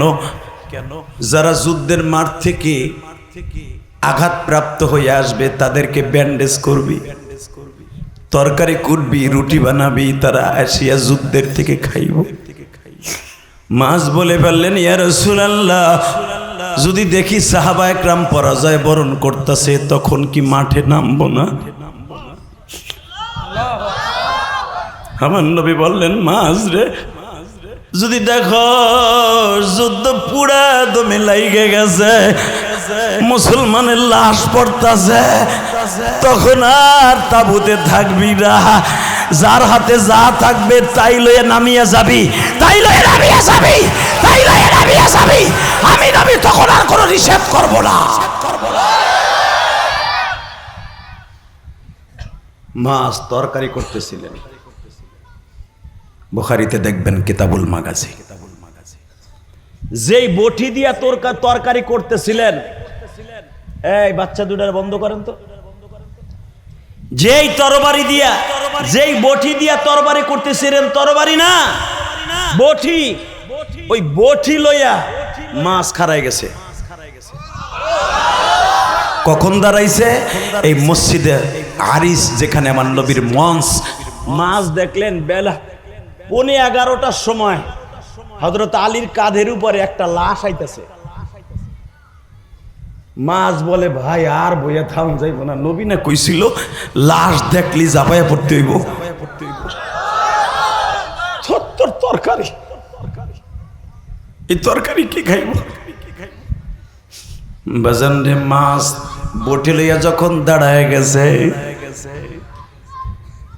মুহাদ্দিস বলে বাইরে তোর হাতে বটি, আমার হাতেও বটি, দুই ভাই একসাথে ওয়াতাসিমু বিহাবলিল্লাহি জামিআ। আল্লাহ যখন এক সুতায় বাঁধা থাকতে বলছে, যদি কোনো বেঈমানরা আমরা আক্রমণ করি, দুই ভাই একসাথে করমু, একসাথে করমু। ওয়ালা তাফাররাক, বিচ্ছিন্ন পাবে না, তুই আর আমি একসাথে থাকবি।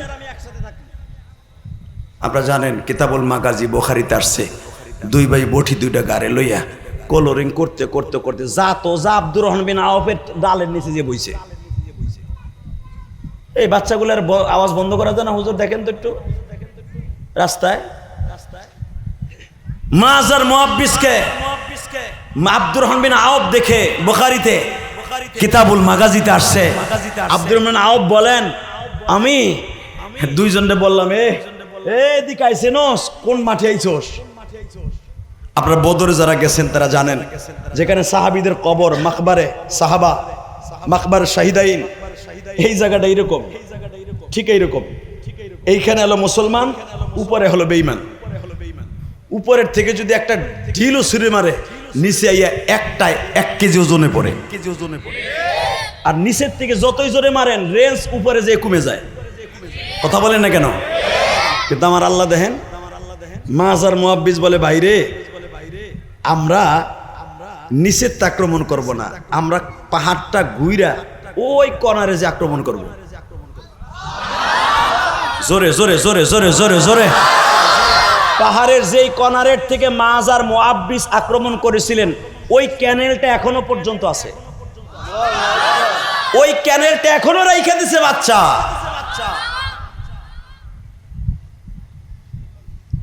দুই ভাই বটি লইয়া ওই কর্নারে গেছে, যেখানে শহীদদের কবর।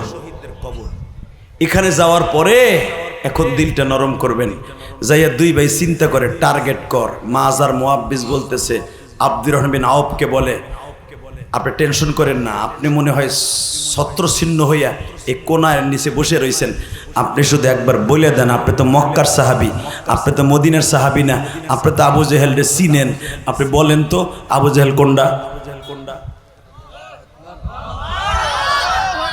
আব্দুর রহমান আওফ কয়, বেড়া আবু জেহেল জানো সে কি জিনিস? কি জিনিস দেখার বিষয় না, শুধু একবার কোন ওই বেঈমানের চেহারাটা দেখতে কেমন।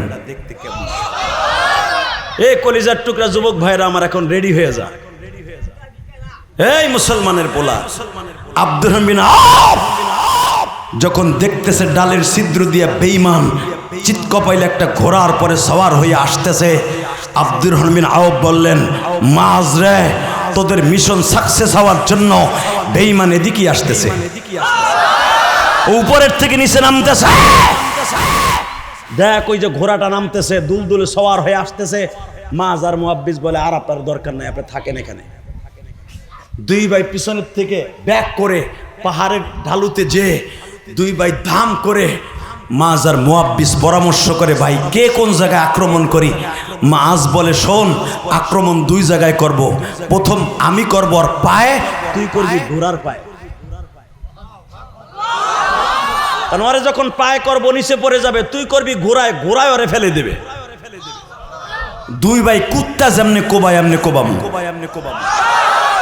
টাঙ্গাইলের যুবক ভাইরা রে আমার, মাছ নারাই তাকবীরের ধ্বনি দিয়া বেঈমানের পায়ের পর আক্রমণ করলো। মুয়াব্বিস ঘোড়ার পায়ের পর আক্রমণ করছে। ঘোড়া তো আগের থেকেই রেডি, আমি মরলে শহীদ হয়ে যাব। বুখারীতে আসছে, কতলে আবু জেহেলের মধ্যে দেখবেন বুখারীর শরফ ফাইজুল বাড়িতে, এই ঘোড়াটা কোন রকম ভাবে সামনে অগ্রসর হতে চায় নাই গো বাবা। সাহাবীদের থেকে বেঈমান আসবে চায় না গো। বেঈমান আবু জেহেল এই ঘোড়াটা বহুত আগের থেকে কিনে রাখছিল বাবা, আমার নবীর হত্যা করবে এই জন্য। কিন্তু মনে রাখবেন, বদরের যুদ্ধে এই ঘোড়া বিশ্ব নবীর সাথে কথা বলেছে। ঘোড়া বিশ্ব নবীর ডেকে ডেকে বলে, নবী গো, আমি আমার মালিক রে বুঝায়া বলছি, মালিক আমার জীবনটা ভিক্ষা দাও। নবী মুহাম্মাদের কাছে দুইটা কথা বইলে যাই। হস্তি বাহিনীতে যখন বাদশাহ আব্রাহা যেই হাতির পরে সওয়ার হয়েছিল মাহমুদ নামে, ওই হাতিটা কাবাগরের দিকে আক্রমণ করতে আসতে চাই নাই বাবা। ওই হাতিটার মাথার উপরে এমন জোরে বেঈমান আঘাত করতেছিল, হাতি বলতেছে, যদি আমি সুযোগ পাইতাম বেঈমান, আমি তোরে দুনিয়ার থেকে পাড়া দিয়েই খতম করে দিতাম। ওই হাতিটা কিন্তু কাবাগর ভাঙার পক্ষে ছিল না বাবা। বদরের যুদ্ধে আবু জেহেল যেই ঘোড়ার পরে সওয়ার হয়েছে, এই ঘোড়াটা বিশ্ব নবীর কোন সাহাবীদের দিকে যাক, এই ঘোড়া চায় নাই। আর একটা ঘোড়া বাবা যুদ্ধের মাঠ থেকে কোনদিনও যুদ্ধের মাঠে যাইতে চায় নাই। সেটা হলো সেই শিমুরের ঘোড়া, যেই ঘোড়ার পরে সওয়ার হইয়া হুসাইনের বুকের মধ্যে তরবারি ঢুকাই দিছিল।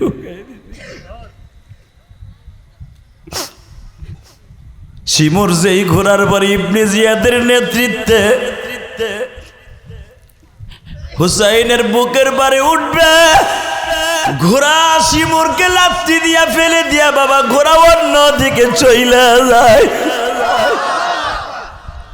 ঘোড়া হইয়া সাহাবী চিনে, আশেকে রাসূল চিনে, আমরা চিনি না গো বাবা। শুধু এখন দিলটা নরম করবেন।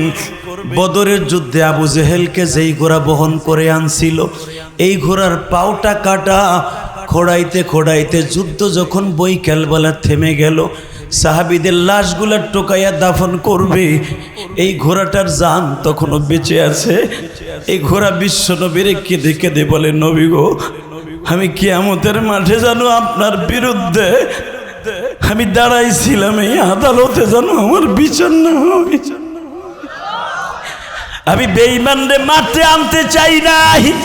রব্বে কারীম সাথে আমার একটা ওয়াদা হয়েছে, আমি ওই জায়গায় নিয়ে যাব বেঈমান তোরে, যেই জায়গায় মারতে তোরে সুবিধা হবে। জোরে জোরে জোরে জোরে জোরে জোরে জোরে।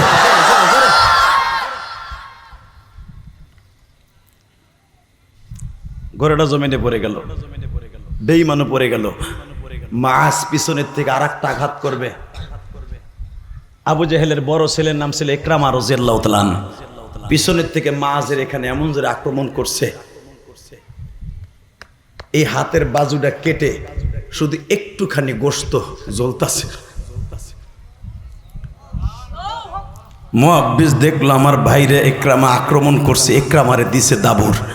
পাহাড়ের ওই পারে নিয়ে ইকরামাকে ধরতে না পেরে আবার রিটার্ন আসছে। আইসা ভাইয়ের মাথাটাকে এই রানের পরে রাইখা বলে, বাইরে দুই ভাইয়ের ওয়াদা ছিল একসাথে শহীদ হবো, তুই মনে আমারে ছেড়ে যাবি কেন? মুয়াব্বিস বলে, ভাই আমি কি তোর কোনো উপকারে আসতে পারি? যদি পারস ভাই আমি জানি এখান থেকে আধা কিলোমিটার দূরে বিশ্বনবীর মঞ্চ, ওই পর্যন্ত যাইতে যাইতে আমি থাকবো না। তুই আমার নবীরে বইলে দিস, আমার এই হাতটা আর আমার এই জীবনটা আমার নবীর জন্য দিয়ে গেলাম। ভাই মদিনায় যাইবার পরে তোর জন্য কাদার মতো কেউ নাই, আমার জন্য কাদার মতো কেউ নাই। আমি জানি তুই সারাটা জীবন ভাই ভাই করে কাঁদবি, কিন্তু কান্দার আগে যদি কোনোদিন এই বদরে আসস, আমি মজকে একা ফেলে তুই ভুলে থাকিস না। এই জন্য দেখবেন বদরে যাওয়ার সময় আগের পুনারা রোড, এখন নতুন যে রোড করছে এই রোড না। আমি গুনাহগার, এই বছরও 313 জন সাহাবী সেই ঘরের সামনে দাঁড়াইয়া আল্লাহর কাছে দোয়া করে আসছি। 313টা ঘর এখনো পড়ে আছে বদরে। আল্লাহু আকবার জোরে বলতে পারেন না? সেই বীরে রুহা যেই কুয়ার থেকে আমার নবী লবণাক্ত পানিকে বৃষ্টি করে দিয়েছিলেন,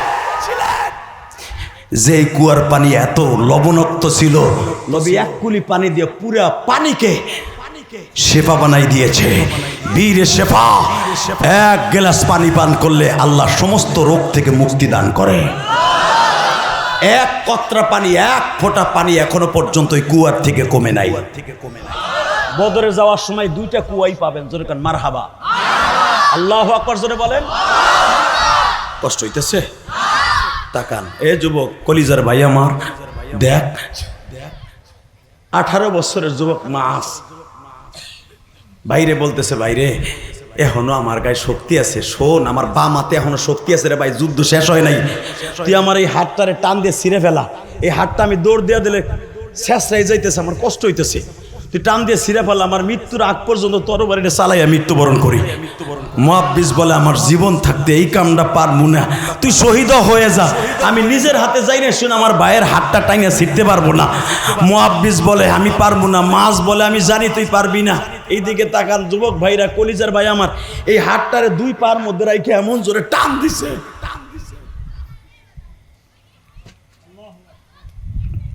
হাতটা কই মাছের মতো বদরের মাঠে লাফাইতেছে।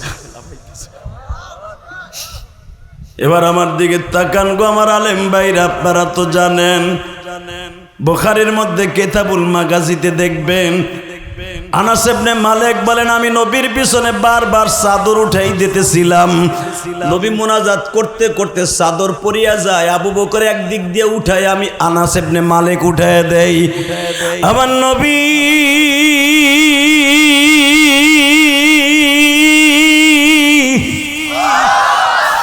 যখন দোয়া করতেছিলেন, ইন দি মিন টাইমে দেখি একজন দৌড়াই আসছে, পুরা বডির মধ্যে রক্ত। আমি তাকায় দেখি আর কেউ না, মুআব্বিস একখান হাতের বাজু লইয়া আসছে। আমার নবীর সামনে দাঁড়ায় বলে, নবীজি গো, 2 ভাইকে আপনি আনতে চান নাই গো নবী?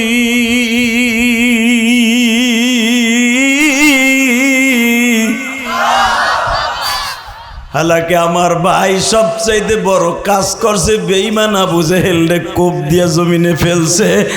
আপনার সাহাবী তারে দুনিয়ার থেকে খতম করছে। হে আমার কলিজার টুকরা ভাইরা রে, বিশ্বনবী মাঝের হাতটা হাতের মধ্যে নিয়ে বলে, আল্লাহ কিয়ামতের মাঠে আমার মাঝের হাতের মধ্যে তুমি জান্নাতের পাখা লাগাই দিয়া। একটু পরে নবী বাম দিকে নজর করে দেখে একজন সাহাবীরা হযরত আলী গাড়ে করে নিয়ে আসতেছে। আলী, এটা কে? হুজুর আপনার প্রিয় সাহাবী আবু উবাদা। হুজুর কোন মারহাবা। কোন উবাদা?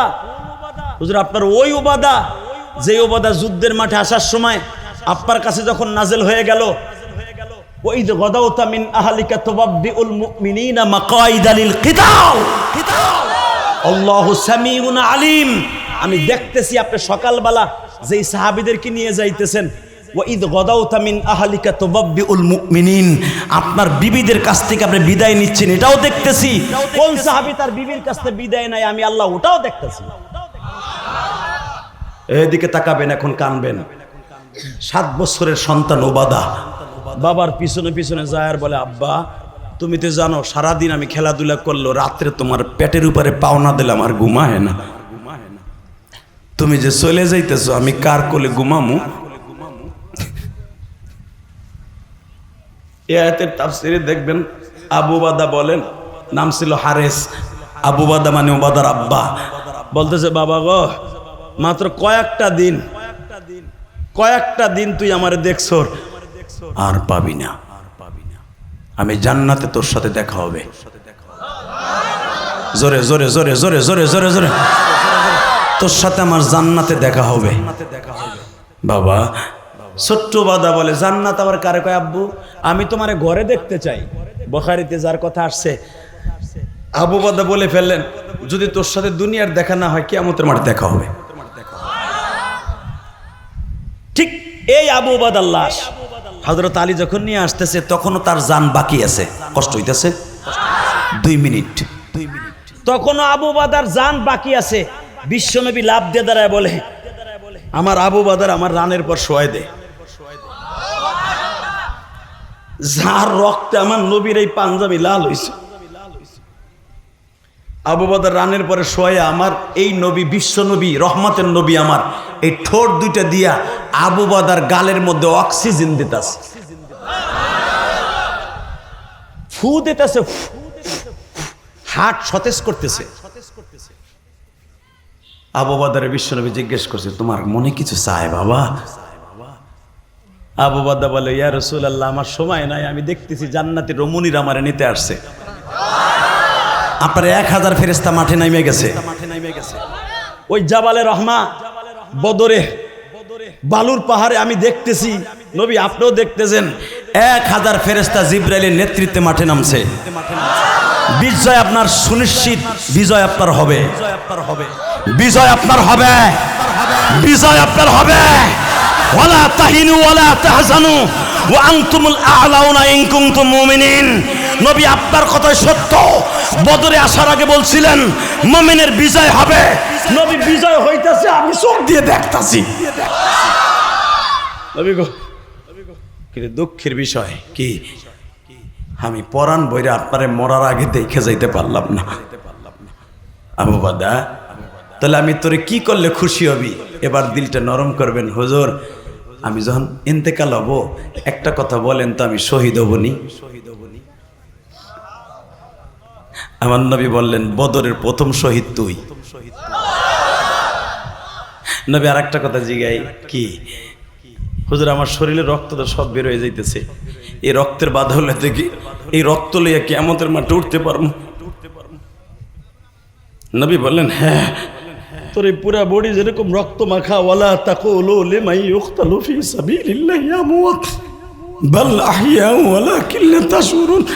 ওই যে আবু সাঈদ পুলিশের সামনে বুকটা পাতায় দিছে, আর বুকের মধ্যে একমাত্র দেশের প্রেম ছিল, একটা মাত্র প্রেম ছিল। আমার ছাত্র ভাইদেরকে পুকি পাখির মতো গুলি করে মারতেছে, আমি জীবন দিব, তবু আমার ভাইদেরকে ছেড়ে আমি যাব না। তাকাও এইদিকে। মানুষ তখনই মৃত্যুর পর নিয়ে মাঠে নামে যখন একমাত্র ভরসা করে আল্লাহর উপরে। আবু বাদা বলতেছি, ইয়া রাসূলুল্লাহ, শুধু আমার একটা কথা বলেন। হুজুর, আমি যদি এই রক্ত নিয়ে কিয়ামতের মাঠে উঠে, আপনি আমার চিনবেন তো? আমার নবী বললেন, আবু বাদারে, শুধু তুই না, কিয়ামত পর্যন্ত যারা ইসলামের জন্য, কোরআনের জন্য শহীদ হবে, সবাইকে আমি চিনব। এ টাঙ্গাইলের যুবক ভাইরা রে, আজকে 25 অক্টোবর তুমি আমার মাওলারে দেখায়া দাও। 25 অক্টোবর তোমার একটা আওয়াজ আমি শুনতে চাই। এই যুব সমাজ, এই টাঙ্গাইলের জমিনে তুমি করটিয়াতে দেখায়া দাও। 25 অক্টোবর আমার আল্লাহকে দেখাইবা। যদি কখনো প্রয়োজন হয়, আবু বাদার মধ্যে জীবন দিব, কেউ ইমান দিব না। কে কে রাজি আছো? আল্লাহকে তুই হাত ধরে দেখায়া দাও।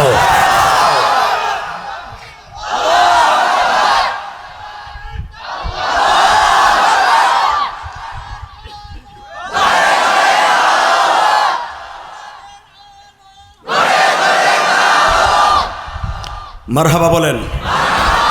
আল্লাহর কোলারের আলো সারা বিশ্বে জ্বলো, ইনশাল্লাহ বলেন। সারা বিশ্বে জ্বলুক, চান না? চান? ইনশাল্লাহ বলেন। মুনাজাত করে যাবেন তো সবাই? আখেরে মুনাজাত করে যাবেন তো? কে কে আখেরে মুনাজাত করে যাবেন দেখে আল্লাহকে হাত তুলে দেখান তো। আল্লাহ তুমি এই হাতগুলাকে কবুল করো, এদের বাবা মাকে মাফ করো, এদের জানে মালে বরকত দান করো। আল্লাহ আমার ছাত্র ভাইরা আছে, এদের ভালো রেজাল্ট করার তৌফিক দান করো। আল্লাহ এদের চাকরির ব্যবস্থা করে দাও, এদের মা বাবার মুখ উজ্জ্বল করার তৌফিক দাও। একজনও যাবি না, বয়ে থাক। আবু বর্দা বলে, ইয়া রাসূলুল্লাহ আমার আর একটা কথা ছিল। কি? মাত্র 2টা মিনিট আমার দিক তাকান। হুজুর এটা শেষ কথা, আমি আর কথা বলতে পারবো না, কারণ আমার এখান দিয়া রক্তটা কেটে গেছে, আমি কথা বললে বাতাস বের হয়ে যায়। আমার নবী এই জায়গাটা চেপে ধরলেন। মারহাবা বলেন। বল আর কি? হুজুর আমার কথাটা হলো এই, আমি যখন যুদ্ধে আসি আমার 7 বছর একটা পোলা ছিল ওবাদা, আপনি দেখছিলেন, ও আমার পিছনে বারবার আসছিল আর বলছিল আব্বু তুমি আমার লেগে মজা নিয়ে আসবা না। আমি তার সাথে ওয়াদা দিয়ে আসছিলাম যদি বেঁচে থাকি মজা নিয়ে আসবো, যদি মরে যাই আমার নবী তোরে মজা দিব। হুজুর শহীদ তো আর মিথ্যা কথা বলতে পারে না। আপনি অতি এতিম, আমার ওবাদাও তো আজ থেকে এতিম হয়ে যাবে।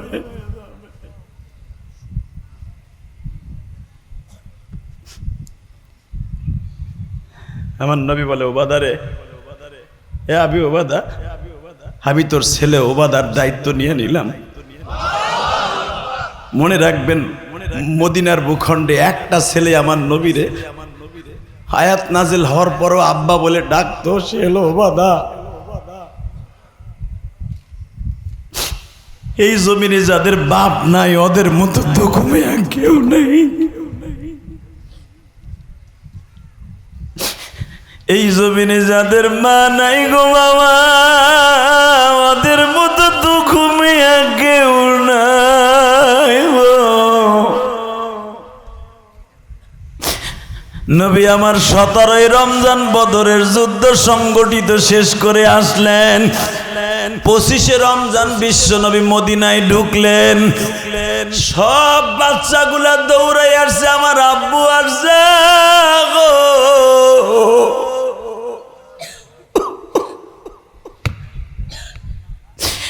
ওবাদা দৌড়াই আসছে, আমার বাবা গো।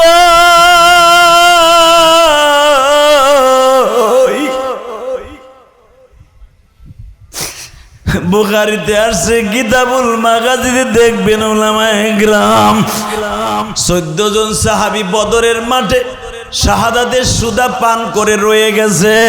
313 জনের মধ্যে 14 জন থাকলে নবী সহ 299 জন সাহাবী রিটার্ন আসছে। 299 জনের সন্তানগুলো দৌড়ায় আসছে, আমার বাবা মুক্তিযোদ্ধা হয়ে ফিরে আসছে, গাজী হয়ে ফিরে আসছে। ওবাদাও দৌড়ায় আসছে বাবা। বিশ্বনবী 2 হাত বাড়ায় বলে, ওবাদা রে আয় আমার বুকের মধ্যে আস। কেন গো নবী? আমার আব্বু কই গো? নবী আমার গালে সুবা দিয়া বলে, তোমার আব্বা এমন দেশে গেছে যেই দেশে এখন জান্নাতের বাতাস খাওয়া যায়। ওবাদা আমার নবীর গালে সুবা দিয়া বলে, নবী গো আমি শুনছি আপনি এতিমের জ্বালা নবী সারা, এতিমের জ্বালা নবী সারা।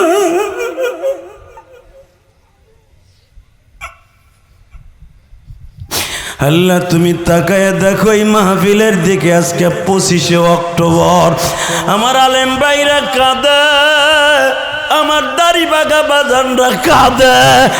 কাদের অন্তরে যেন বাবার কষ্ট জায়গা উঠছে, কার অন্তরে যেন মায়ের কষ্ট জায়গা উঠছে। আল্লাহ তোমার কাছে দরখাস্ত, এদের বাবা মায়ের তুমি মাফ করে দিও গো আল্লাহ। ওবাদার কান্দন বৃক্ষের পাতা ঝরে গো বাবা। আমার নবী বললেন, ওবাদার রে আজ থেকে আমি তোর বাপ হয়ে গেলাম, আমার আয়েশা তোর মা হয়ে গেল। তুই কি খুশি না রে ওবাদা? আবু বাদা সন্তান ওবাদা বলে, নবী গো তাহলে একটা ওয়াদা দেন, আমি যখন আব্বা বলে ডাক দিতে চাবো, আপনি আমার হাজার মানুষের মধ্যে কোলে লইবেন। ও আমার টাঙ্গাইলের ভাইরা, রাত এখন 11টার বেশি বাজে, শুধু একটা কথার উত্তর দিবেন, এই জমিনে অনেক এতিম আছে না নাই? জোরে বলেন, আছে না নাই? এতিমদের পাশে দাঁড়াবেন কি দাঁড়াবেন না? যেই মানুষগুলা অন্তত 1700 ছাত্র এবং আপামান জনসাধারণ 5ই আগস্টের আগে থেকে নিয়ে আগস্টের 5 তারিখ পর্যন্ত মারা গেছে। 1700-র মতো মানুষ, হাজার হাজার মানুষ পঙ্গুত্ব বরণ করেছে। তাদের জন্য দোয়া করার দরকার আছে না নাই? আমার ক্লাস ফ্রেন্ড, তার মাদ্রাসার 2 জন ছেলে তাফসীরে জালালাইন পড়ে, যাত্রাবাড়ি। সে বলে, হুজুর দোস্ত আমারে বলে, জেহাদি ভাই আমার ওই ছাত্রের এইখানে গুলি লাগছে, জীবনের তরে চোখটা নষ্ট হয়ে গেছে। ও ছেলেটাতে সারা রাত চিল্লায়, যন্ত্রণায়, এখানে গুলি বের করতে পারে নাই, এত পরিমাণ চিল্লায়, যন্ত্রণায়। আল্লাহ যারা ইনজয় হয়ে পড়ে আছে, তারা যে মায়েরই সন্তান হোক, তাদেরকে ভালো করে দাও আল্লাহ, তাদেরকে সুস্থ করে দাও। কষ্ট হইতেছে?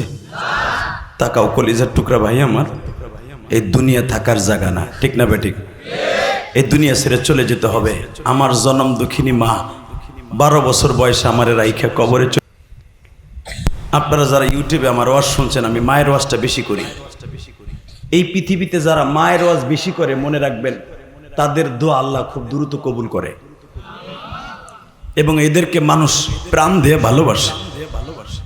এদের কথায় আল্লাহ পাক চোখে পানি আনে মায়ের ওয়াজটা যারা বেশি করে, কারণ আমার আল্লাহই নিজে মায়ের ওয়াজ করছে। মারহাবা বলতে পারলেন না? শুধু আপনাদের কাছে আমি একটা দাবি রাখবো, যতদিন বাঁচবেন 5 ওয়াক্ত নামাজ পড়বেন। হাত উঠে দেখান তো কে কে রাজি আছেন? উঠান উঠান উঠান উঠান। লিল্লাহে তাকবীর, লিল্লাহে তাকবীর। 5 ওয়াক্ত নামাজ পড়বেন তো? নামান হাত। আর একটা কাজ করবেন, যতদিন বাঁচবেন মা বাবার খেদমত করবেন ইনশাল্লাহ। করবেন না ভাই? করবেন। আমি ইলিয়াসুর রহমান জিহাদি 12 বছর বয়সে মা হারাইছি। জীবনে কত জায়গায়, কত ডিস্ট্রিক্টে, কত জেলায় ওয়াজে গেলাম। আমি যখন রাস্তা দিয়ে হাঁটি, যেই মাদের চেহারা দেখা যায় আমার মায়ের বয়সী, তাকায় দেখি এই চেহারার মধ্যে আমার মায়ের চেহারার সাথে মিল আছে কিনা। মক্কা মদিনায় যখন যাই, কেন ওই দেশে তো অধিকাংশ দেশের মহিলারা বোরকার মুখ ঢাকে না। যদি তাকানো চোখ পড়ে যায়, তালাশ করে বিভিন্ন রং বেরঙের মা দেখি, কিন্তু আমার মায়ের মতো একটা মা তো দেখি না। কিয়ামত পর্যন্ত মনে হয় আর কোনোদিন আমার মায়ের মতো চেহারা একটা মহিলা পাবো না। বিশ্বাস করেন, আমার মা দুঃখিনীর কথা যখন মনে করি তখন কাঁদি। আমার নবীও মার কথা মনে করে কাঁদতেন। শুধু আপনাদের খেদমত আরজ করতে চাই, যাদের মা বেঁচে আছে আপনার সাথে দামি আর কেউ নাই। আপনার বাবা যাদের বেঁচে আছে আপনার মতো দামি আর কেউ নাই। 30টা সেকেন্ডে বলতে চাই, আমার জীবনের সবচেয়ে গোল্ডেন চান্স একদিন হয়েছিল 2011 সালে। কেমনে? আমি আমার বাবাকে নিয়ে হজে গেছিলাম। আলহামদুলিল্লাহ বলেন। আমার আব্বাকে নিয়ে যখন আমি হজে গেলাম, আমি সুন্দর একটা সুবর্ণ সুযোগ পাইলাম। রাত তখন 2:30 বাজে। ইনশাল্লাহ বলেন। মক্কা মদিনায় রাত দিন সমান, ঠিক না? এত পরিমাণে ইলেকট্রিসিটি বাতি দেওয়া হয়। তো রাত 2:30টার সময় বিদায় তপ করতে যে আমার আব্বাকে মুলতাজেম, যেখানে দোয়া কবুল হয়, ডাইরেক্ট দোয়া কবুল হয়, আমার আব্বারে মুলতাজের সাথে বললাম, আব্বা এইখানে আমার নবী প্রতিটা দিন আবু জেহেলের মায়ের খাইছে, তারপরও কপাল ঠেকাই উম্মতের লেগে এই মুলতাজমে কানছে। এই জায়গা ডাইরেক্ট দোয়া কবুল হয়। এই জায়গা জিব্রাইল দাঁড়ায় দাঁড়ায় নবীরে দোয়া শিখাইছে, নামাজ শিখাইছে, জামাত শিখাইছে। আমার আব্বা খুশির আনন্দে লাভ দিছে। ওই জায়গাটা আমি ধরতে পারছি একটু। হ্যাঁ আব্বা, এখানে দাঁড়াই আমার 2টা জিনিস বলেন। কি? 1 নম্বরে বলেন আপনি আমার মায়েরে মাফ করে দিয়েছেন। আমার আব্বা কয়, আপনার মারে তো আমি মাফ করে দিছি আর অনেক আগে। আমি বললাম, আমার সামনে কোনে? কাবা ঘরের সামনের দরজাটার সামনে। আমার আব্বা বললেন, আল্লাহ আমি ইলিয়াসের মাকে মাফ করে দিছি। এ যুবক, আমার জানা আছে দুনিয়ার কোন স্বামী যদি তার স্ত্রীর মাফ না করে, ওই স্ত্রী কোনোদিন জান্নাতে যাবে না। এই মাসলা আমার জানা আছে। আমার আব্বা বললেন আল্লাহ ইলিয়াসের মাকে মাফ করে দিছি। দ্বিতীয় নাম্বার, আমি আমার আব্বাকে বললাম, আব্বা আপনার জন্য আমার একটা সারপ্রাইজ হবে, আমিও দোয়া করব, আপনিও করেন। কি? আপনি আমারে কিছু দেন। আমার আব্বা বলছিলেন আল্লাহ ইলিয়াস যত মাহফিলে যাবে তুমি আমার ইলিয়াসকে ভালো রাখবা, যুবকদের বন্ধু বানায় দিবা, যুবকদের অন্তরের ভিতরে বাবা মায়ের প্রেম ঢুকায় দিবা, যুবকদের চোখ দিয়ে লেবুর রসের মতো পানি ফেলাবো। এ কলিজার টুকরা যুবক বাইরা রে, আমি গুনাহগার, প্রতিদিন যেই মাহফিলে আল্লাহ পাক নেয় একটা না একটা যুবক, একটা না বাবা, একজন মার চোখ দিয়ে আমার মওলা পানি ফেলায় দেয়। তখন মনে মনে ভাবি এটা আমার ক্রেডিট না রে ইলিয়াস, এটা তোর বাবার দোয়া। যুবক ভাইরা, আমি তোদের দুইটা পাও ধরে বলে দিয়ে যাই, এই পৃথিবীতে যাদের বাবা আছে মাঝে মাঝে কলেজের বইটা টেবিলে রাইখা, স্কুলের বইটা টেবিলে রাইখা বাবার কাছে বসবি, মার কাছে বসবি, মার হাতটা এইভাবে ধরে আমার দিকে তাকাও, মার হাতটা এইভাবে ধরে ডলবি আর বলবি আমার মায়ের হাতখানা দিয়ে চিকন হয়ে গেছে, আমার মা মনে হয় ঔষধ ঠিক মতো খায় নাই। এইভাবে ধরে মার হাতটা বুকের মধ্যে নিয়ে একটা চুমা দিবি। আমি তোর অনুরোধ করিয়া যাই, মার হাতে চুমা দাস নাই। বিশ্বনবীর ভালোবাসার হাতের মধ্যে চুমা রেখে দিছোস। রাজি আছো না? রাজি আসর? রাজি আসো কলিজার টুকরা ভাই আমার? 30টা সেকেন্ড এমন কোন যুবক আসস, আমি তোর পাও দুইরা ধরছি, তোরে বন্ধু বানাবো, আমি ডাইরেক্ট বন্ধু। যদি আল্লাহ আমাকে জান্নাতি দেয়, জানি না দেবে কিনা, যদি যাই তোরে বন্ধু হিসেবে লয়ে যাবো ইনশাল্লাহ বলেন। আর যদি তুই যাস আমার এই আমলের কারণে, তুই আমার লয়ে যাবি। রাজি আছো ভাই?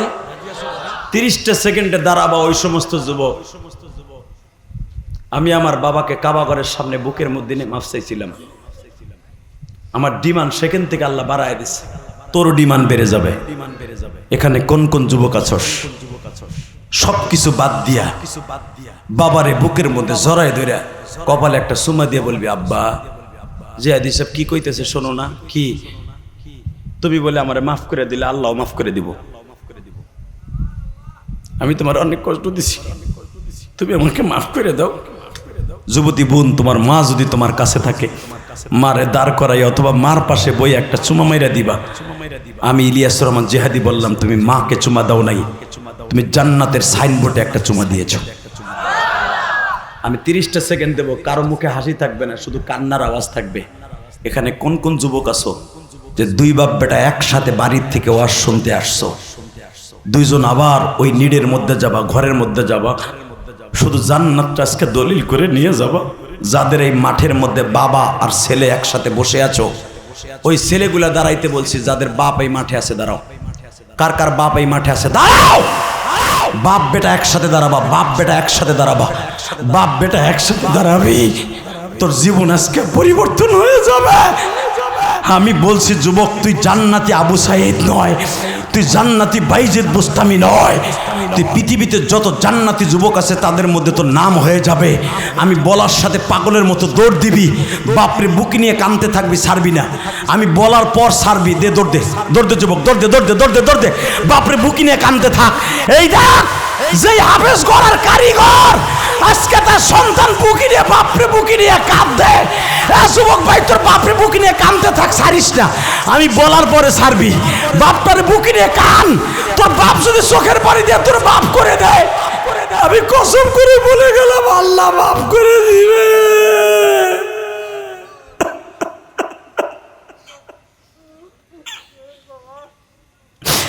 আল্লাহ দেখো কেমন কান্দে গো।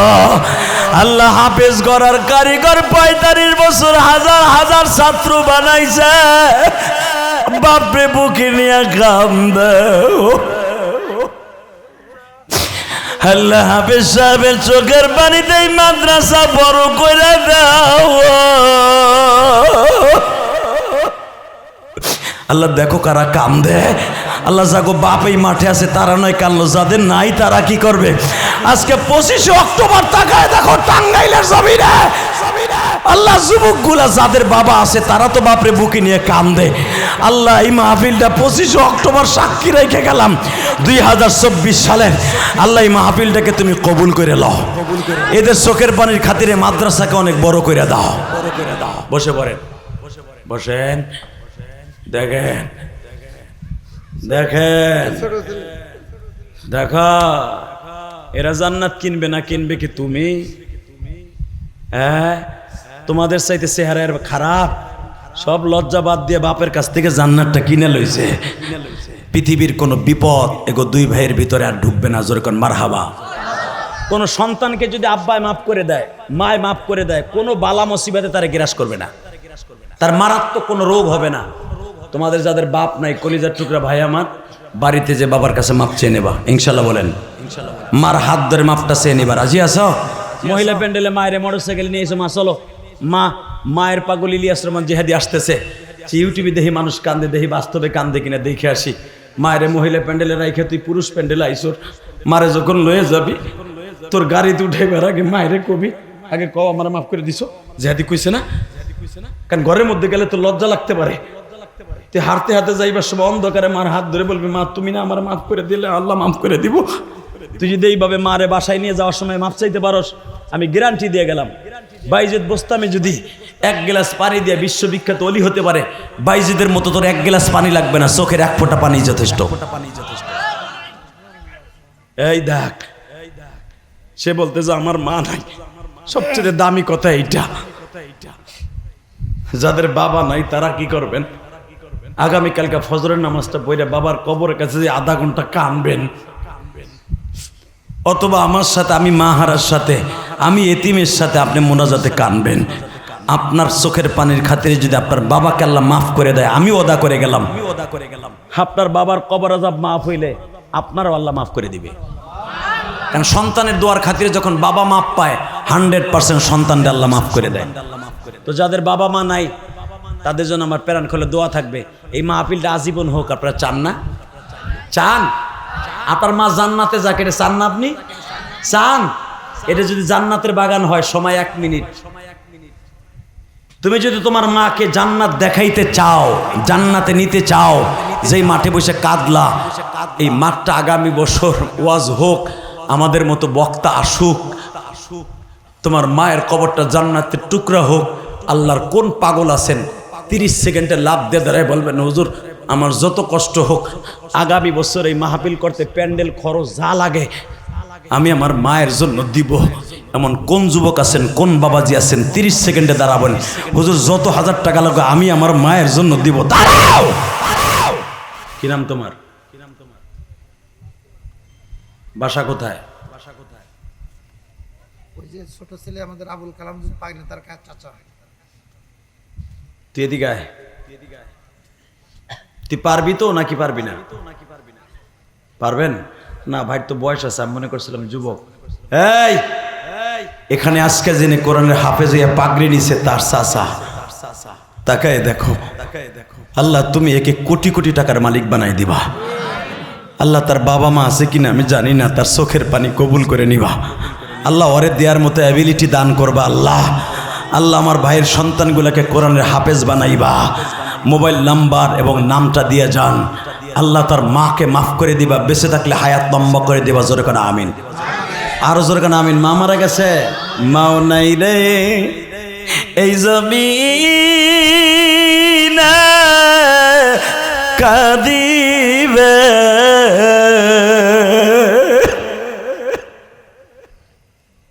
ভাই আমার মা আমারে 12 বছর বয়সে বলে গেছিল, ইলিয়াস রে যদি কোনোদিন টাকার মালিক হস একটা মসজিদ বানাইস। আলহামদুলিল্লাহ বলেন।